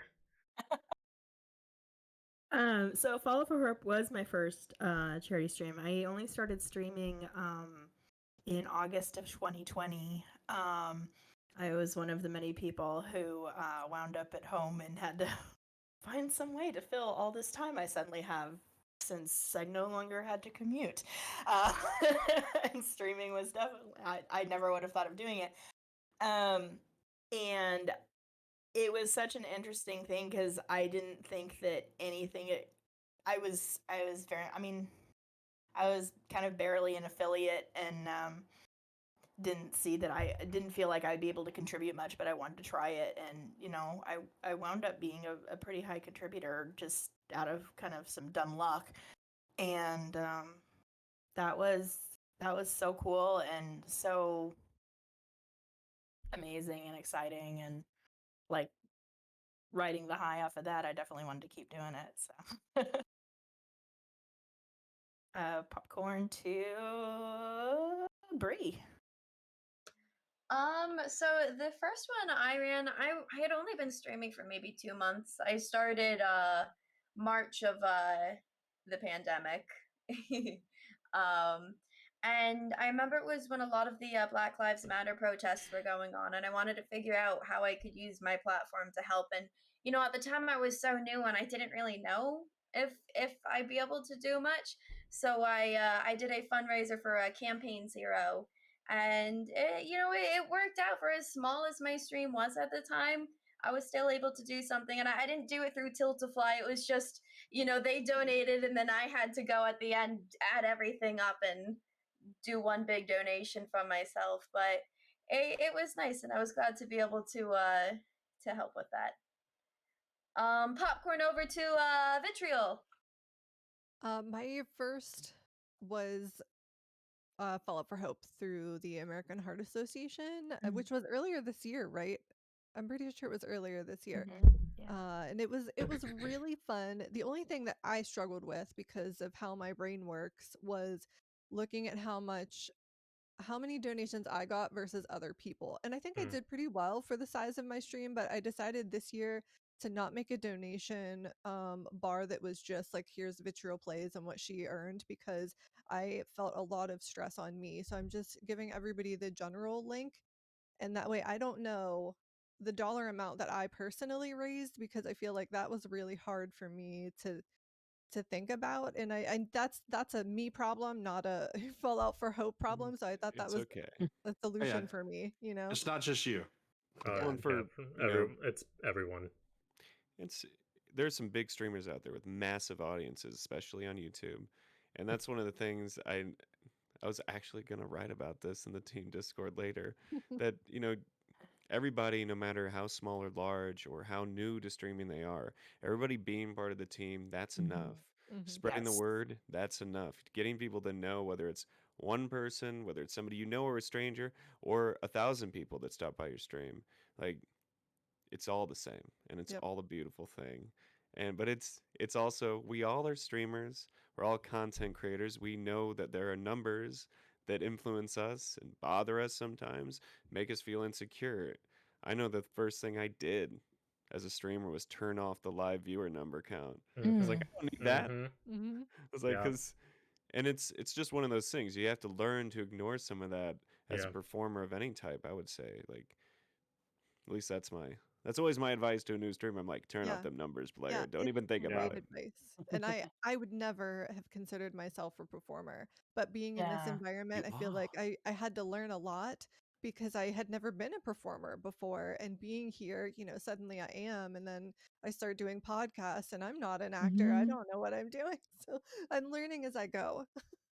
Yeah, And there's a lot of it's it been that fun. comes along when you're coming in as a new streamer and everything. If when you're new, if you don't have like some hype from some other streamers that are helping you out or anything, Yeah. you're generally a nobody. You have to be at least a certain amount, or at least learn to be a certain amount of performer, because you can't just sit there and say nothing, even with nobody watching. You still have to basically think along the lines of even if there's one person watching, you have to basically imagine that you're talking to 1,000 people, because if you don't, you'll never get to 1,000 people, kind of thing. It's Yeah. Yeah. it's Or my but life. to go with the question real quick, last year's Fall for Hope was my first charity stream.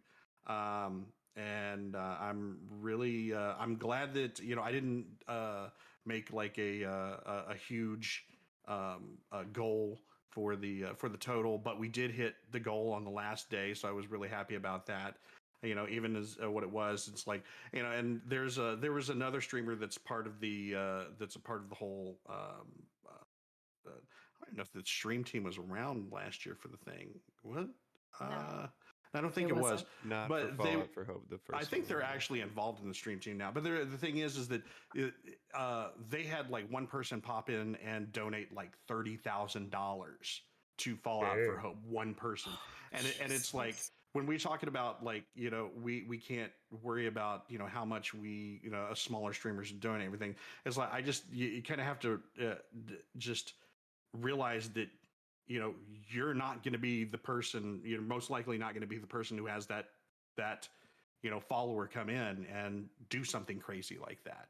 So I mean, it's just I think it's just a matter of mindset, really. Yeah. You just kind of have to go with it's kind of it is what it is, and let's just make this happen, however it happens. But Absolutely. yeah, I'm actually going to be doing some more charity stuff. I don't know. I think I may do some charity streams, but I got to see if the two charities that I'm looking to do stuff for, which is completely outside of any of this stuff, are actually on Tiltify. Because that would otherwise, I'm actually working on like a series of NFTs, hand-drawn NFTs. Because I'm also an artist as well, and some of those are going to be auctioned off for charity for two charities that I actually have some ties to at the moment. So one of them's a brain injury charity, and another one is a save a certain animal charity. So I think those will be a lot of fun. I'm really looking forward to those. Yeah, well. Right on. What? No, I answered first, remember? Oh yeah, you did. Okay, never mind. I think that's it. Did we all Well, answer? I didn't Or answer. Oh, okay. sorry. Ooh, okay. Benoit, popcorn. I too got started with streaming like not too, you know, only a couple months before Fallout for Hope first happened, but that was my first charity event. Since then, we've activated a couple more times after that. Once for the disaster in Austin, then again for the American Heart Association. Um, but I'm also part of a nonprofit charity team called Pause for Game. Pause Your Game, PAWS, Your Game. And we raise money and awareness for animals both in the wild and in shelters because it's actually pretty expensive to keep animals alive in shelters. So our goal is to provide money on a case by case as much as we can to keep animals alive a little longer, to find a loving home. And we sponsor certain animals, and that's like something that's ongoing that I always have a link for. But we've done Shreds and I, Elgato Pub, we did a campaign together called Pause Giving, which was a lot of fun. Helping floofs, I always love to do, and I also did a raid train fundraiser for Rainbow Railroad, which is a wonderful organization that helps people who in the LGBTQA plus community who are in danger find different places to live, sometimes different countries, sometimes getting out of a violent home, which was a beautiful thing. And I'm always shooting out links for charities I believe in, or if anybody's going through something rough, I'm going to try to spread the word because that's the beautiful thing about Twitch. You have a platform, you set up a timer, you set up a chat command, you talk about it, and you're instantly doing a lot of good. And you know, like we've been talking about, like that's wild that it's not about passing out flyers and doing like the groundwork if you were in IRL situations. Being on Twitch, you can always talk about something you care about. It doesn't matter when. And I really love that about the platform. Which It's came really first, Austin or the Planet Trees one? Austin. Okay, that was my first then. We did do plant. That was the American Heart Association. Yeah. Urban tree planting plans. I missed that one because I was traveling cross country at the moment. But yeah, I did Austin. I think hard to do from a car. I think if I were to do like another charity stream that was like unrelated to Fallout for Hope and stuff, I think it'd be really cool to put together like a marathon kind of stream, and I just want to go into like GoFundMe and just find a bunch of people with like medical bills and stuff and just see how many of them we can just blow through. Just like, all right, paid off. Idea. That is a great idea. Yeah. I think that would be such a cool thing to be able to do one day. I think it's so cool too because I mean I think it's so easy to with so much shit going on constantly in the world, it's really easy to feel super helpless about it, and to know that you have a platform and when something's really on your mind that you can talk about it and you can put up a link and people will donate to that so that you can be a part of some little part of making that change is so huge, and it really helps fight that feeling of powerlessness and hopelessness that can just take over. Definitely. Yeah. I guess I'm gonna flip the order on the questions because this one we just talked about not talking about numbers, but this next question is about how much do you think the community will raise for Fallout for Hope? What are we at now? Like 85,000 or something? We're gonna hit that first goal this weekend. Yeah. I think we'll double it. I think we'll double the goal.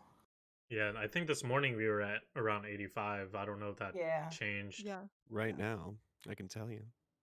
Let's hear it. We're at $91,524. Wow. We're gonna hit the goal tonight. Dang. Honestly, I'm thinking total we hit somewhere between 150 and 180,000 by the end of it. Well, how much was last year? I know I wasn't part of it. 100. Yeah, a little over 100.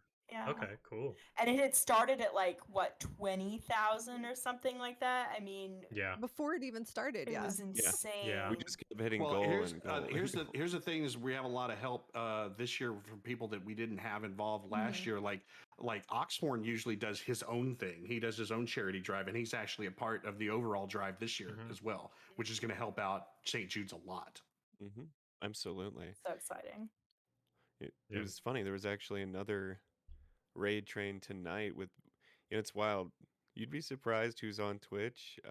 Like there was a heavy metal band raid train that just happened tonight for St. Jude as well. With if anybody knows like the Devil Wears Prada or Trivium bands like that, they're on Twitch. Yeah, I know Trivium's on Twitch. Right. So it's like it's really wild when you see that they came together tonight. Did like a anyway. It's like so it's really beautiful that you know freaking So people that have cool. traveled around the world have massive audiences even are helping out St. Jude, not related to Fallout for Hope, but it's just streaming's a beautiful thing if you let it be. Yeah. Definitely. We all answered. Yep. Okay, cool. I think we all collectively agreed. Okay. Cool. Okay. I guess the next question is, what is or was the highest level you saw in 76, and if you are going to be able to reach that level? Definitely Legend. somebody using stacked intelligence bobbleheads, so I don't know if it counts. Or leadership ones, I mean, right? I guess The- I've seen Um, people in like the 4,000s. Yeah. I haven't seen. I have seen 2000s, but I haven't seen 4,000. I know I'll never hit I that. mean, I'm no. Yeah, legit. I haven't I've even seen hit over 300. 2,000. In Yeah. fact, one of the I'm having I had one of the things that happened to me is I lost part of my memory too. So it's I have problems pulling stuff up. But there's a PC streamer and he actually came back recently, at least for a little bit. He's in San Francisco.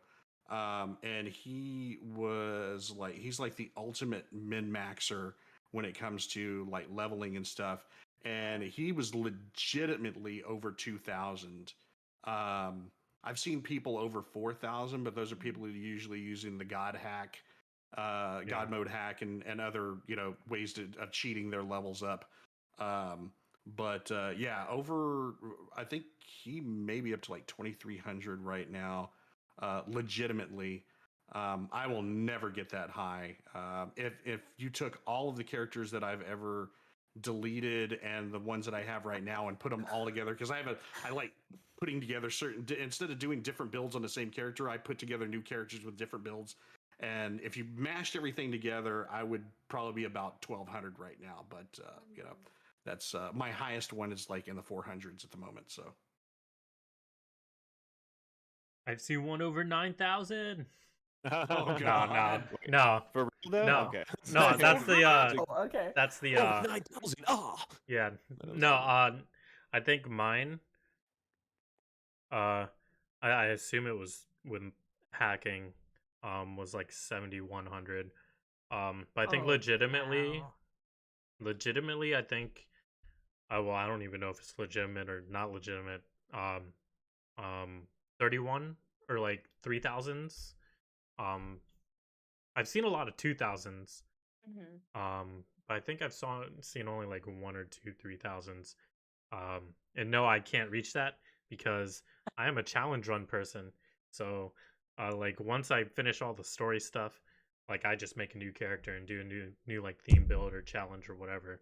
So Yeah. like, kind of like Mick, even if you combine all my characters, like my highest level character, which I recently just deleted because 76 only wants you to have 5 save slots, um, is like 135. So it's like I'm not that guy. I'm not like those bigger streamers that only do nuke runs and only do like encrypteds and all that stuff to get like that. I just like play, boom, start new, go from there, rinse, repeat. Funny talking about challenge runs. I was actually doing a challenge run before what happened, and actually cut me off. But it basically taught me that everybody scrambling for the highest, like most hard ass legacy weapons and all this stuff is a complete waste of time for the most part. Because number one, basically I figured out that and somebody else was talking about this. It's like you can literally beat this entire game with a freaking switchblade. So going after the super hardcore stuff is kind of thing. But I was doing essentially if you brought a Fallout 4 character into Fallout 76, that's what I was playing. No mutations, no legendary weapons, no legendary armor, no addictions.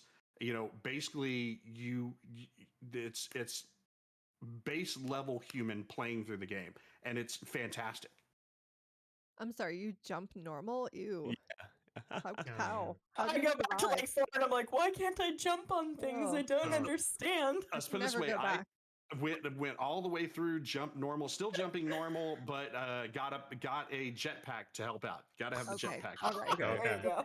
That's Fair enough. acceptable. Love my jetpack. Well, you Um, should. I I'll gotta refollow. refollow.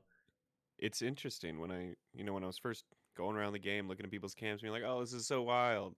One of the first high levels I saw back then, this was Unreal. I was like, "Oh, this person's like level 600 something," and they were wearing the imposter sheep squatch outfit and jumping like way over my head because that was back when like it was even more extreme if you had certain mutations, and I was just like, "That's it. That's obviously the end game right there." And I don't know. I'm a sucker for magic powers and superpowers in a game. I need them. All right. So I was like, "What are these things?" And I quickly found out. Like that was the first thing I invested in, was getting all the recipes, so I could sell the recipes back when that was like the game, when making camps through your own vendors was the only game in town, and visiting camps was like that was the end game. Uh, but I've seen definitely some people that use stacked leadership bobbleheads, etc., to exploit the leveling system. But I do know some legitimate 2000s for sure at this point. I mean, if you start off bloody, have a high intelligence, like it's unreal the XP you'll see on like a double XP weekend or the long distant fabled triple XP weekends. I miss you. Come back. But yeah, I think I'm 570 something. Don't forget So you're canned meat saying stews. camp building is not end game content? Because I feel like that's my content. I just go and look at other people's camps, and that's how I enjoy the game. Yeah, that's. I love I mean, it. that's how a lot of us met through streaming. Was we were looking at each other's cans. You're like, well, this is sick. Let me DM them. I feel like that's how I got into the greater Fallout community. Was just reaching out to people who was like, this is a dope camp. Mm-hmm. What's up, player? Yeah, and you put your Twitch link in the camp. The Yeah. little Oh lights. yeah. Of I course. For yep your Instagram. Yeah. yep yep. I respect that. When I see it, I'm like, I might check this out. Virtual photographer friend. For me, when it comes to levels, I'm not sure what the highest I've seen. Because I don't know, I can't remember if it's something I've seen on when I was playing or on someone else's stream. I don't know, but it's somewhere along what you all said. As far as what I think I'll get to with my level, I I'm like 460 something right now, so I'm almost at my 500. I think eventually I'll get to 1,000, but I'm not at all a min maxer. I really could not give a crap about trying to level up. And I've tried to grind. I'm like, all right, this is what I got to do if I want a hardcore level up, and I do it for about 20 minutes and I'm like, I can't. This is not my style of gameplay. I get so bored of it because I just want to go here and shoot this thing and go here and do this thing. I can't stay on that strict schedule like that. It's just it's too much for me. And I only grind until level 50 because that's when everything caps anyways. So it's like once level 50, I just do whatever. But pre 50, it's like, okay, I'm trying my best to get to level 50 ASAP. So It was like definitely pointless. The only thing that changed that were the legendary perk system. But the only thing I ever grinded was back in Nuclear Winter to get all the rewards because I wanted them. I needed them, even though I don't wear them. But and then all of a sudden, after it got rest in peace, Nuclear Winter. F's in the chat. But it's like that day one, somebody got the makeshift Ronin helmet, and I was like, that's not. It's not fair. I creeped in a lot of bushes for that. Bushwookie. Well, hey, bottom of Grafton Lake, top of a roof, middle of a bush. Hell yeah. Mm-hmm. Mm-hmm. Absolutely. If the XP is based on survival time, that's what I'm gonna do, player. And I'm gonna watch Netflix on a tablet. That was me. I was that guy. Sorry. I not was sorry. like Call of Duty people back in the day, camping with the Claymore camping, and then they do whatever on the side. Yeah, do we all answer? I feel like we're I think so. popcorning I think too so, much. yeah. I think we're overloading on popcorn, but No such all thing. right. I was gonna say. But yeah. Extra butter. Extra hell butter. Yeah. My language. But yeah. Next question. If you created a new 76 public event, the ones with the question marks or question mark exclamation marks, what would it be? I have a lot of answers for this already ready. First and foremost, I want to see a mole rat queen event. A giant mole rat, bigger than a scorch beast queen, screaming, and just like babies everywhere, mole rats God. everywhere. That's what I want. Okay. Are the babies coming out of the mama mole rat or out of the ground? Are things coming out of the scorch beast queen or out of the ground? Ew. That's a good question. There you go. Okay. It's up for your listen, imagination. and you have to, in order to beat the event, you have to get a special flute and lull the mother to sleep.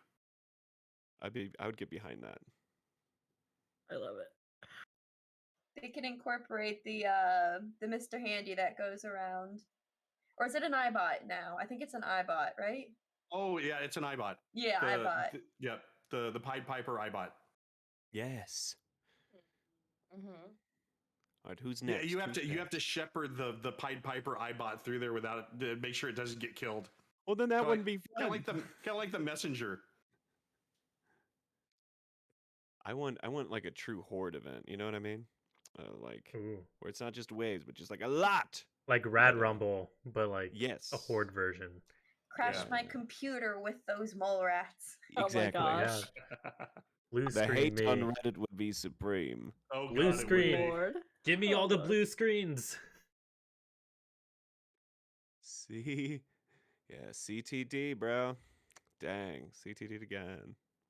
Somebody else should go next though. Popcorn. Let's go with vitriol. I'm in the minority that I really liked distinguished guests, where you're decorating for a party and you have to go gather all of the like centerpieces and plates. Like, give me a different kind of event like that. It doesn't have to be decorating. It could be maybe like there's a shop owner and you're helping them restock their inventory or something like that. I think it would be really fun because you're like building up the world and it would make sense if you repeat it, like, oh my gosh, I'm out of inventory again, help me get blah blah blah, and then you go get it and then bring it back. I want to do that. Well, Distinguished Guest would actually be a really great quest or a great event if they actually fixed the timer at the end of it. Oh, I think they did. I think they Yeah. did. Really? actually. It's better Mhm. now. And if you have 5 people, it's a breeze. Yeah. Love To be it. honest. oh yeah. I've literally never done it. But if you have, What? but I if know. you have, if you have 6, it takes way too long. Wow. Popcorn fire writer. I'm like, I can't come up with it. It's like I don't have a full like. Well, first you do this, then you do this, and then you do this. I just know that I want it to be themed around the Mistress of Mystery because that's just like my favorite thing in it. I just, I don't know. I don't know how to do quests or anything, so I'm kind of like, I'm not sure what I want it to do. I just know that I want it to involve that somehow. Good choice. That's all I got. Sorry. Honestly, I don't have an answer. I just, I hadn't really, honestly, I've thought about so much other stuff in the game that I don't think I've actually thought about coming up with my own event. So, Yeah. I think I would. I don't know the exact details. Just something with things always going on, but not an overwhelming amount. Because some events just get boring when you stand there for 3 minutes and absolutely nothing's happened. Mothman event. And I would also like for it to be activatable because I hate the lack of activatable events because sometimes I just want to do the event I want to do. Yeah. yeah. I like those. It used to be like that in the very beginning, and they took most of those away, and it was annoying after they did that when they went to the timer method. It's just terrible. Yeah, maybe in the next 4 hours you'll see the event you actually like. Yeah. That's the reason why I do so much collision course. Collision course. It's a great one. It's a fun little Like, oh, I tiny need mini org. to the airport. Yeah. Well, it's like anytime you got to kill robots, go to Flatwoods and kick off the Yes. event there. Fertile soil. Yep. Yeah. Absolutely. I go to a toga because I never did mayor for a day because I don't feel bad killing the robots now. They still try and kill me first. Almost level 500, never done that quest yet. Wow. Okay. Dang. That's one of the first ones I do because I hate Oh my getting gosh. so attacked every time I go down there. All I the feel pods open. bad. That was it. Yeah. I love robots in the game, and I feel really bad killing them when they're nice to me. So if they're not nice to me, I don't feel bad. Well, I'll tell you if my thing if fertile soil has gone to recently, I will go down below. What's it called? Having a brain fart. The food canning place, and just kill Oh. liberators and Mama that. Dolce's. Yeah, Thank Mama you. Dolce's. God, I could not. I had Mama, and I could not come up with the rest of it. And I'll just kill liberators down there, and that takes care of it pretty easily. That's my little. Nice. I think And nobody's ever down there. They will be now. man, I was like, I hadn't thought of that. that distinguished guest event, huh? If only someone had to overhaul that, I would totally enjoy that much more. I think, for me, I would like to see more Flatwoods monster, like an alien invasion with Flatwood monsters, kind of like a horde event, but like Flatwood monsters, but like not just a horde event, but like have like objectives, kind of like Mothman's event, but with Flatwood monster. So I think that'd be very cool. And yeah, Actually, I'm going to change my answer because I was saying I didn't really have an answer, and it's not really an event. I would like to see world bosses at each region that you could just go up and fight, kind of like ESO. where you'd have to nuke that specific region. Yeah. You get something like with like the say the ash heap would either be like a giant mole miner or the mole rat mother thing down there. You've already got Earl, and you've already got the queen. So there would be themed ones for each region. It's I like just that. we're lacking a lot of like really good repeatable content like that. Which is funny because that's one of the questions coming up soon. We can even talk about it now. What new boss would you want to put in 76, and what location? Oh, since you don't have to, you don't have to elaborate too much since we've already been talking about it. I know Benoit said mole rat mom. Why not? Yeah, giant, just writhing, huge, very veiny, maybe some pustules, large whiskers, short talons. That's But what I where want. though? What location? It ends up sounding like Godzilla. Yes, but pretty much. So you have to put it in like either with you already have Queen by Watoga. You can put it in like Helvetia, something. I would, or the Toxic Morgantown. Valley would be a good place for Yeah. it. Popping Well, up the Toxic, where there's a YouTuber, and it's killing me that I can't remember their name off the top of my head, but they did an entire it was over an hour long, like what they would fix about 76. And one of the things that they talked about was when you went into the Toxic Valley, there would be like roving acid rainstorms and stuff, and you had like hordes of things that stayed inside of the storm that moved with it, and was like that would make for a really cool kind of boss situation, something like that.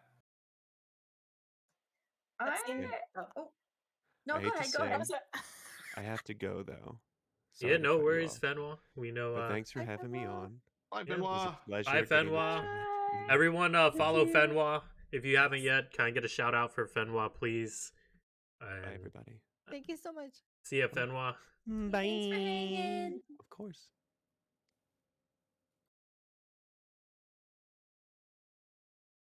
Where were we? Totally lost track. Fire Raider. Oh, I was just gonna say I've heard folks suggest something kind of similar along those lines with like having a nuke dropping spawning rad storms and then having the rad storms have like high level charred ghouls and stuff like that in them that move around, and kind of that same idea, which I thought was a pretty cool idea. I think I'd like to see something more cryptid stuff. I really like the cryptid things, and I guess I don't have an exact cryptid boss, but I guess going back to the last question to kind of edit a little more into it, I would really like something that includes some of the cryptids we have. Like, you know, we have snallygasters. I love snallygasters. I think they're precious. Give me something where they're a little more involved in it, because they kind of exist and we get a little bit about them, but like I want more, you know? So I think some more little cryptid things that we can pull in some more of those guys would be maybe make like a giant snallygaster, or make another giant, you know, FEV creature. Let's see something else new, you know, maybe mega slop. you know, like some sort of I don't know what creatures exist in Fallout 3 and 4 and stuff that are Bring not back centaurs. Oh gosh, I was just Oh gonna my say that. god, yeah. yeah, like I would love to see, because something I feel like 76 really missed out on was prototype versions of everything. I would have liked to see like proto super mutants rather than the same exact super mutants we see 200 years later. So I would love to see them try and tackle some sort of proto whatever, but I don't know what they have left to use. They kind of did that by bringing back the what do you call them, the floater things, Yeah. because those are really old school Fallout. I'm kind of hoping they bring back the centaurs whenever they do the pit. Ooh, yeah, that'd be a really great idea. I'm ready for the pit. I live in Pittsburgh. Let's go. There you go. Ready. Like, bring it on. I would love to see a Scorch Beast King. Since we have a queen, how do they make Scorch Beasts? Like, I want to see the king be finds really way. tiny. yeah, it reminds me Are of they gonna like do it like the Far Harbor. the Mylert Kings, or is it gonna be like Or- a smaller one, or like the one in Far Harbor DLC for 4, where it was like there was that one quest where it was like a little. I don't even know how I want to scale this, but it was like super small, like smaller than the character's foot or something, and it was Were like you talking about the Red Death? yeah, that thing from Oh my Fallout 4. God. So funny. But like, oh my lord. that is a great quest. but like you have to, it's like invulnerable for like, unless you have to do certain requirements and stuff. So, I think it would be, yeah. But it's like what's even great is after that is like your character doing the callbacks and talking shit to like all the rest of the people about it. It's like, that's what you were afraid of? Yep. Yeah, I think I didn't answer. I would say more of the aliens. Are they pronounced Zetians? Zedans. Zayden. Yeah. That's my vote. Nice. So more flatwood monsters. Yeah, I agree. Or- Give me more Zayden. I love alien stuff in this game. I know some people don't like it, but I love it. So give me more. I love it. Yeah. Or the alien the, from like 4. actual Zetans to come back, like Yeah. the from like Fallout 4 and Yeah. previously Fallout 3. There was only I that love one though from Fallout 4, right? Without Creation Yeah, Club. Yeah. Yeah. Spaceship. That was basically more like of an Easter egg from Fallout 3 anyway. Yeah. So And then Creation Club that gave you that quest. yeah. So I don't yeah, know if I have that one. I'll have to check. it's just called like the Zayden bundle or something. Zayden bundle. Oh, I'll have to take a look because I love the creation stuff. Yeah. We all answered, right? I Cool. think so. Cool. We have 2 questions left, so we can knock these out really quick. Kicking butt. Yeah. This one I just added because it came off actually from Fenwa's tweet. Someone mentioned bobbleheads. Well, that would be Bobblehead right here in the chat. Yep. I saw the name. So yeah, if you had your own bobblehead, if you got to create your own bobblehead, or you can say magazine too, what would that effect be? Or what would it unlock? Okay, I thought about this a little bit, and I don't have a very eloquent answer, but if I had a superpower, like me, Vitriol, in real life, one thing that I've always been very good at is meeting famous people. Like any famous person I've ever wanted to meet, I've been able to get myself into a situation where I meet that person. And I think it's because I don't look very How threatening. Like funny. people, I have like an appearance where I'm trusting, and people generally think that I'm friendly, and they let me go places that I probably shouldn't go.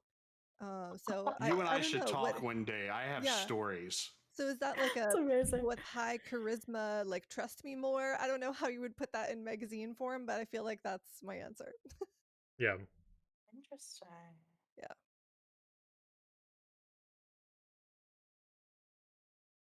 I'm trying to think of something. Like, Yeah, do I I have any honestly had no clue. special? Yeah, I'm trying to think if I Yeah. have any special I skill or talent. Okay. I Oh, I do have one. Okay, so I am one of those people who, when it gets like dry, I zap. So I'm electrically charged, and this time of year I'm going around pow pow pow. You do So electric damage. yes, so that Wow. Okay. is Okay. what it would be. It would be a You're a static mistress. electricity. Ooh, yeah. or You if just you're a got yourself guy, you become charged. a walking Nikola Tesla.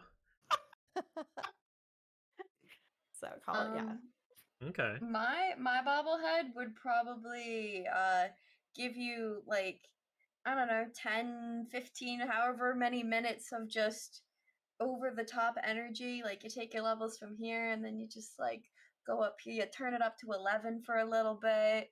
I love that.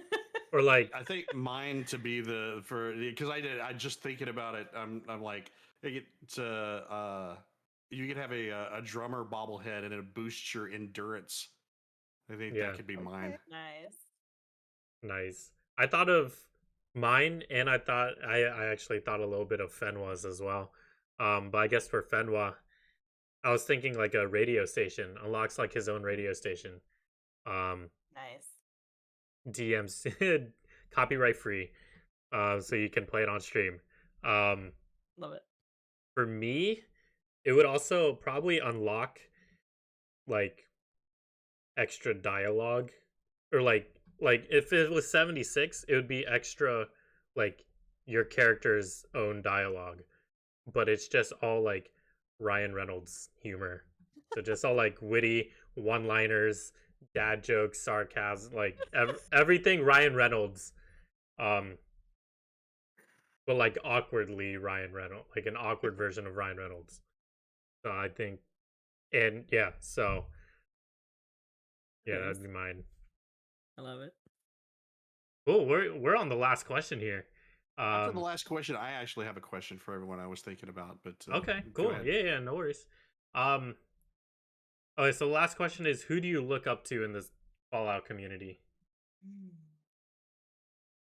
It's so hard to pick one person. Oh yeah, I Oh my know. gosh. I definitely have one person that I want to mention. I mean, obviously the people here are inspirational and fantastic. You know, you could name a lot of people, but there's one person that I really enjoy their content on Twitter, and they have things elsewhere also. Is it okay to put a link in chat to their Twitter? Do you mind? It might. If Dude Kid Hay is still here, one of my mods is still here, they can probably do it. Okay, I'll just tell It you what will their purge, but I that can is. repost it. okay. Um, They're the best They're here. Virginian, best underscore Virginian. oh, I've heard that name before. Yeah, I've heard of them. Yeah. Okay. It Okay. it It's fine. did that. They're best underscore Virginian on Twitter, and they have a YouTube too. Yeah. But they post content that is just so wholesome and like heartwarmingly pro West Virginia. So it's, you know, related to Fallout content. It's all the places that we've seen in game, but then really promoting them in real life so that people can support those locations and travel to those locations. And I really enjoy their content. I think Best Virginian actually popped in today. I think for a little Oh, bit. yay. I know for sure he was in the last one, or she. I think it's a he. I can't remember. Mhm. But yeah, I know Best Virginian was here for episode 2. So yes, I Big definitely fan. know. Yes. They're cool people. I have mine. Jessica Starr. I absolutely love her. She is so, oh my god, she's so lovely. She's so supportive of everybody. It just blows my mind how she is able to support everybody and make them feel so valued in the community. That is just such an amazing talent. And just even besides that, she is amazingly talented. Like everything she does is just magic. And I admire her so much, and that that I've had the honor of having her on my show like a couple times, and just that she comes into my stream, and that she raids me and I can raid her, and it's just, oh, I just adore her. So she is definitely mine. It's definitely a tough choice. I think I'm gonna say Munchkin Jess because the Love her. amount of work and love and passion she puts into her community, into this whole community, and not even just her community, but she lets all of us, use the things she makes and everything. And I think that's just wonderful how much she's put into this, and I think that's really, really cool. She's Yeah. amazingly knowledgeable. Yeah. Every time you have a Yeah, question, she bam, she's really got an is. expert answer. Yep. She helped me so much when I was having a situation with bots, and Mhm. yeah, that was wonderful. Just one-on-one help that from like somebody who I consider just like a really major person, just like, oh my god, like celebrity helping me here. For mine, I think the first one that I really glommed onto that was super helpful and like welcoming in the very beginning was Medic. Oh Yes, yeah, Medic, yes, yeah. Medic's the man, and he's yes. he's got such a great heart, and just being a proselytizer for 76 in and of itself was the first one, and I definitely was going. I was going to say Munchkin Jessie as well, for the exact same reasons. She is just absolutely amazing, and the amount of work and all the guides and everything that she does and she puts in, the time that she puts in, is really, really kind of inspirational. And I think my other one would be Shredder, Elgato Pub. I mean, for the amount of content that she does, all of the stuff that she puts together, the amount of money that she puts into her stuff, and she is just an absolutely 100% fantastic person. It's a great community from top to bottom. I Yeah. really, Yeah. And I'm Elgato. just constantly struck by the creativity of some of these folks. It's like things I never would have even dreamed of or imagined of, and it blows my mind. I love it so much. Yeah, for sure. Elgato Pub was one of our guests on episode 2. If you guys haven't seen episode 2 yet, she was there. For my answers, I have 2 people, one boy, one girl. For the guy, Ken. He, just of all the stuff that he's done, I don't really need an explanation. He's the one that was like consistently like there for me on me contemplating whether I like how much investment I want to put into the Fallout community, and at the time where I was like switching communities and trying to figure out where the channel wanted to go. And he was just always there in the background, just making sure I was okay and everything. And I remember him inviting me to Fallout for Hope last year, and all that stuff, and just making, even though I didn't join, just making sure I was still feeling like part of the community, even though I wasn't even in the community at the time. And the other one, who was also a guest on episode 2, Ma Tater. Oh, she's lovely. Ma is awesome. Love Ma. Don't Love need Ma to don't need death. an explanation. Do Yeah. not Yep. need an explanation. So If positive. Yep. The most wholesome person on the internet. If you know Ma Tater, no explanation. That's Ma is basically the exact opposite of me. But yeah, so those are my answers. I know Mick said that you had a question that you wanted to ask us. Yeah. What is everybody's favorite build? Just the build that you love playing so much. Mine personally, a Berserker build. I love playing a build to where I can run around essentially naked in the wasteland and still kick ass. I always have to do something ranged. Like give me a rifle. You know, right now I'm bloodied and I like it. I'd like to snipe things from a distance. So it works for me. I don't want to get too close. But in previous Fallout games, like I started really heavily playing, I think Fallout 2, and I lived on a power fist. That's all I needed. So it really just depends, I think, on what character I fall in love with, and then I have trouble transitioning to different builds. So Mhm. I'm not a switcher. I stick with one. See, I'm the complete opposite. Since I do challenge runs, I'm always switching builds. Um, I don't do bloodied. I've only done bloodied once, and it wasn't even a full bloodied. Um, I don't know. I just do I do all of them really. Um, my current run right now is a cowboy theme build or gunslinger build, so I'd be going with gunslinger. But I think my favorite probably shotgunner. Um, that I've also enjoyed speed demon builds. Because I remember there was a playthrough where I wasn't allowed to fast travel unless it was to like a public event or something. So no fast traveling. So speed demon was definitely uh my friend there, and I definitely enjoyed that. Um, which neither of those playthroughs were my highest level character, which is funny. But yeah, I would say shotgunner, and then runner up would probably be explosive, just like a general explosive build. For me, my typical go-to includes a few aspects. The first is the weapon, which is sniper shotgun. That's my like go-to combo if I'm not sure if I'm starting a new game or something. Mm-hmm. The next part is carry weight. I will give up defense stats. I will have as low defense as possible if I can carry more things. I don't care if I die more often because of it. I can carry more stuff, and that's what matters to me. And then the third thing that I always do with my characters is make them as fast as possible. I like to be quick. I like to run. I hate being slow. Yeah. I'm very consistently a stealth sniper. I like a fast shooting rifle, like a handmade.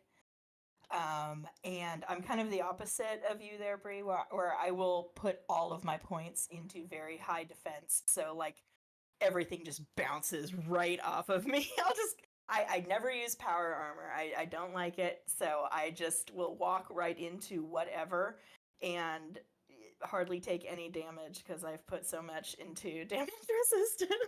Yeah, I'm a glass cannon. I will just I'll pop you in one shot, but like you also pop me in one shot. Has See, that that's the one thing about the Berserker build is if you in order to play it effectively, you end up having to put a chunk into defensive perks just to make yourself survivable. Yeah. Because if not, you get one shot by damn near everything. Has anyone done the Fallout's version of Stealth Archer? I guess that's kind of Well, what Oh, you mean that's with an actual bow and arrow? That's Yeah, with the basically bow. Bloody Commando, but With the bow, with the actual bow. Not with a bow. No. I have been wanting to try that build and have not gotten around to doing it yet. I've I done tried it. it. I've done it. It gets the job done for sure. But it's not nearly as OP as Skyrim. Yeah. Skyrim's it's Skyrim. But it will definitely get the job done outside of bosses. Yeah, I tried it with the bow because I thought I would absolutely love it, and I'd rather throw rocks at people. I've I heard think that that it's would be a more lot effective. I heard that the new patch made it a lot more viable. Like there's something I don't remember what the details were, but somebody was telling me that being an archer is more viable now. Which Well, I thought figure was with a pretty modded interesting. a modded compound bow, you should be able to do a good amount of damage, something like Yeah. a plasma or an explosive. Yeah. But yeah, that's all our questions. Unless, Yay, we did unless, it! unless, Ooh, does right. anyone else have any last minute questions we can lightning round, whether it's in the chat or you guys? If not, then we'll be on our merry way. I was gonna show this is a piece of art of my oh, is it stuck to the wall? Oh, there it goes. This is if you know Nobody, he did my Fallout 76 stealth Oh wow, sniper Nice. there with Oh. his handmade. handmade with a drum. Wait, when did do handmaids have drum bags? Handmaids have always had a drum Just- mag. Okay. If you put I've- one on it, it sure does. I know it has. I know you could put double. I think double mag. Well, they used to. The thing was is that if I remember right, the handmade mag used to hold more, and it doesn't hold as much now. I think they made that change to it a while back. Katari has a question, but we can bullet point this. What made you want to become a streamer? I just always thought it looked fun.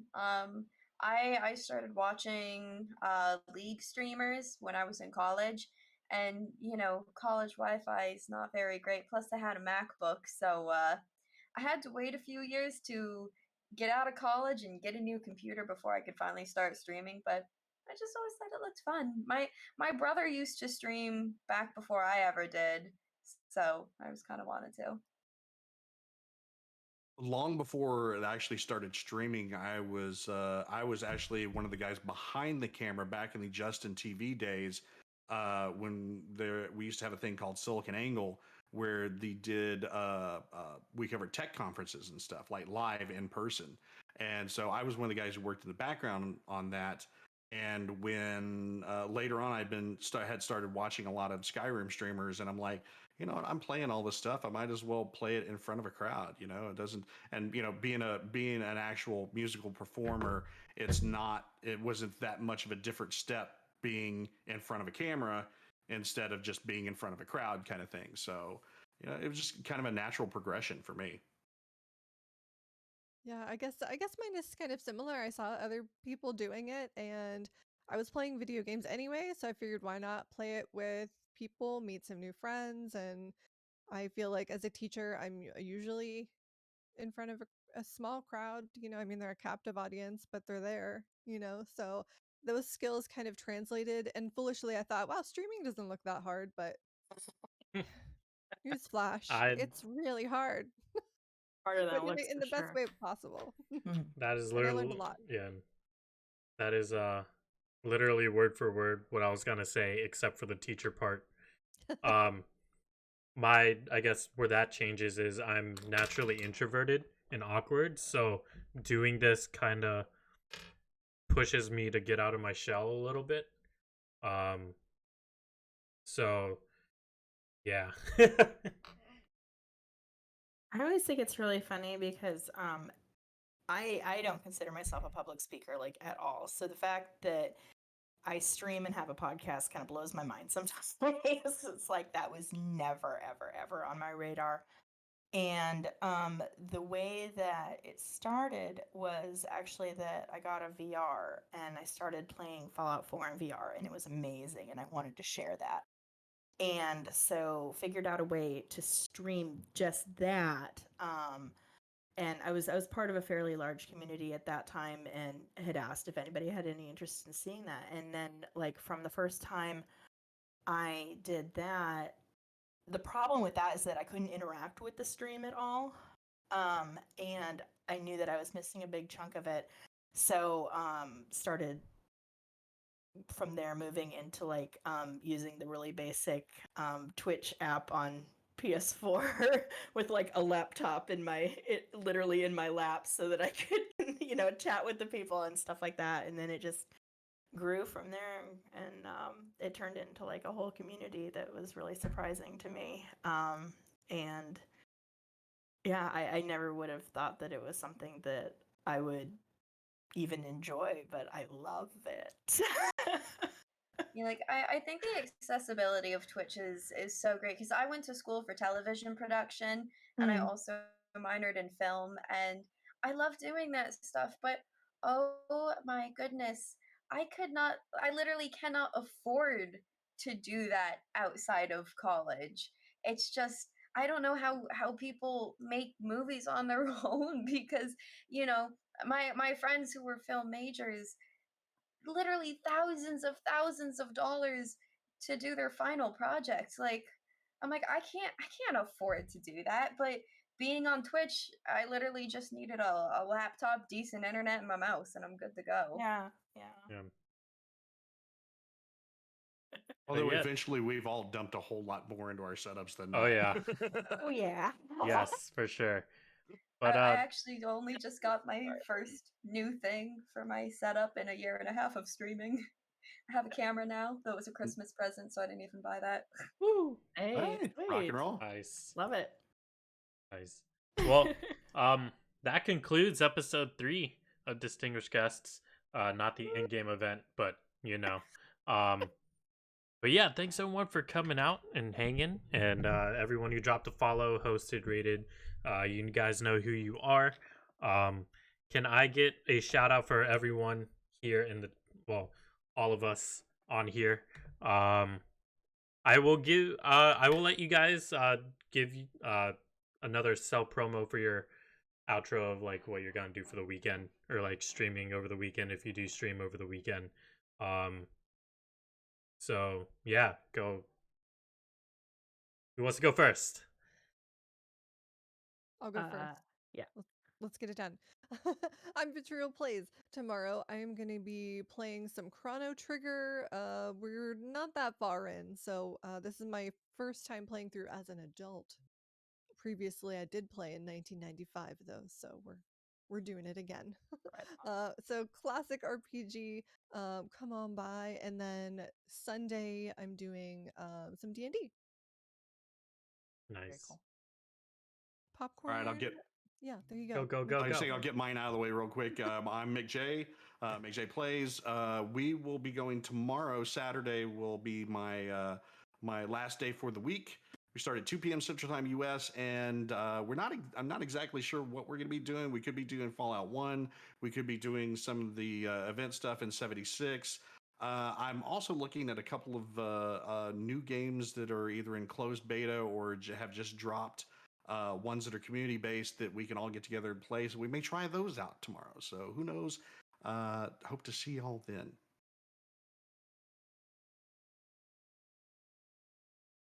Right, go. What do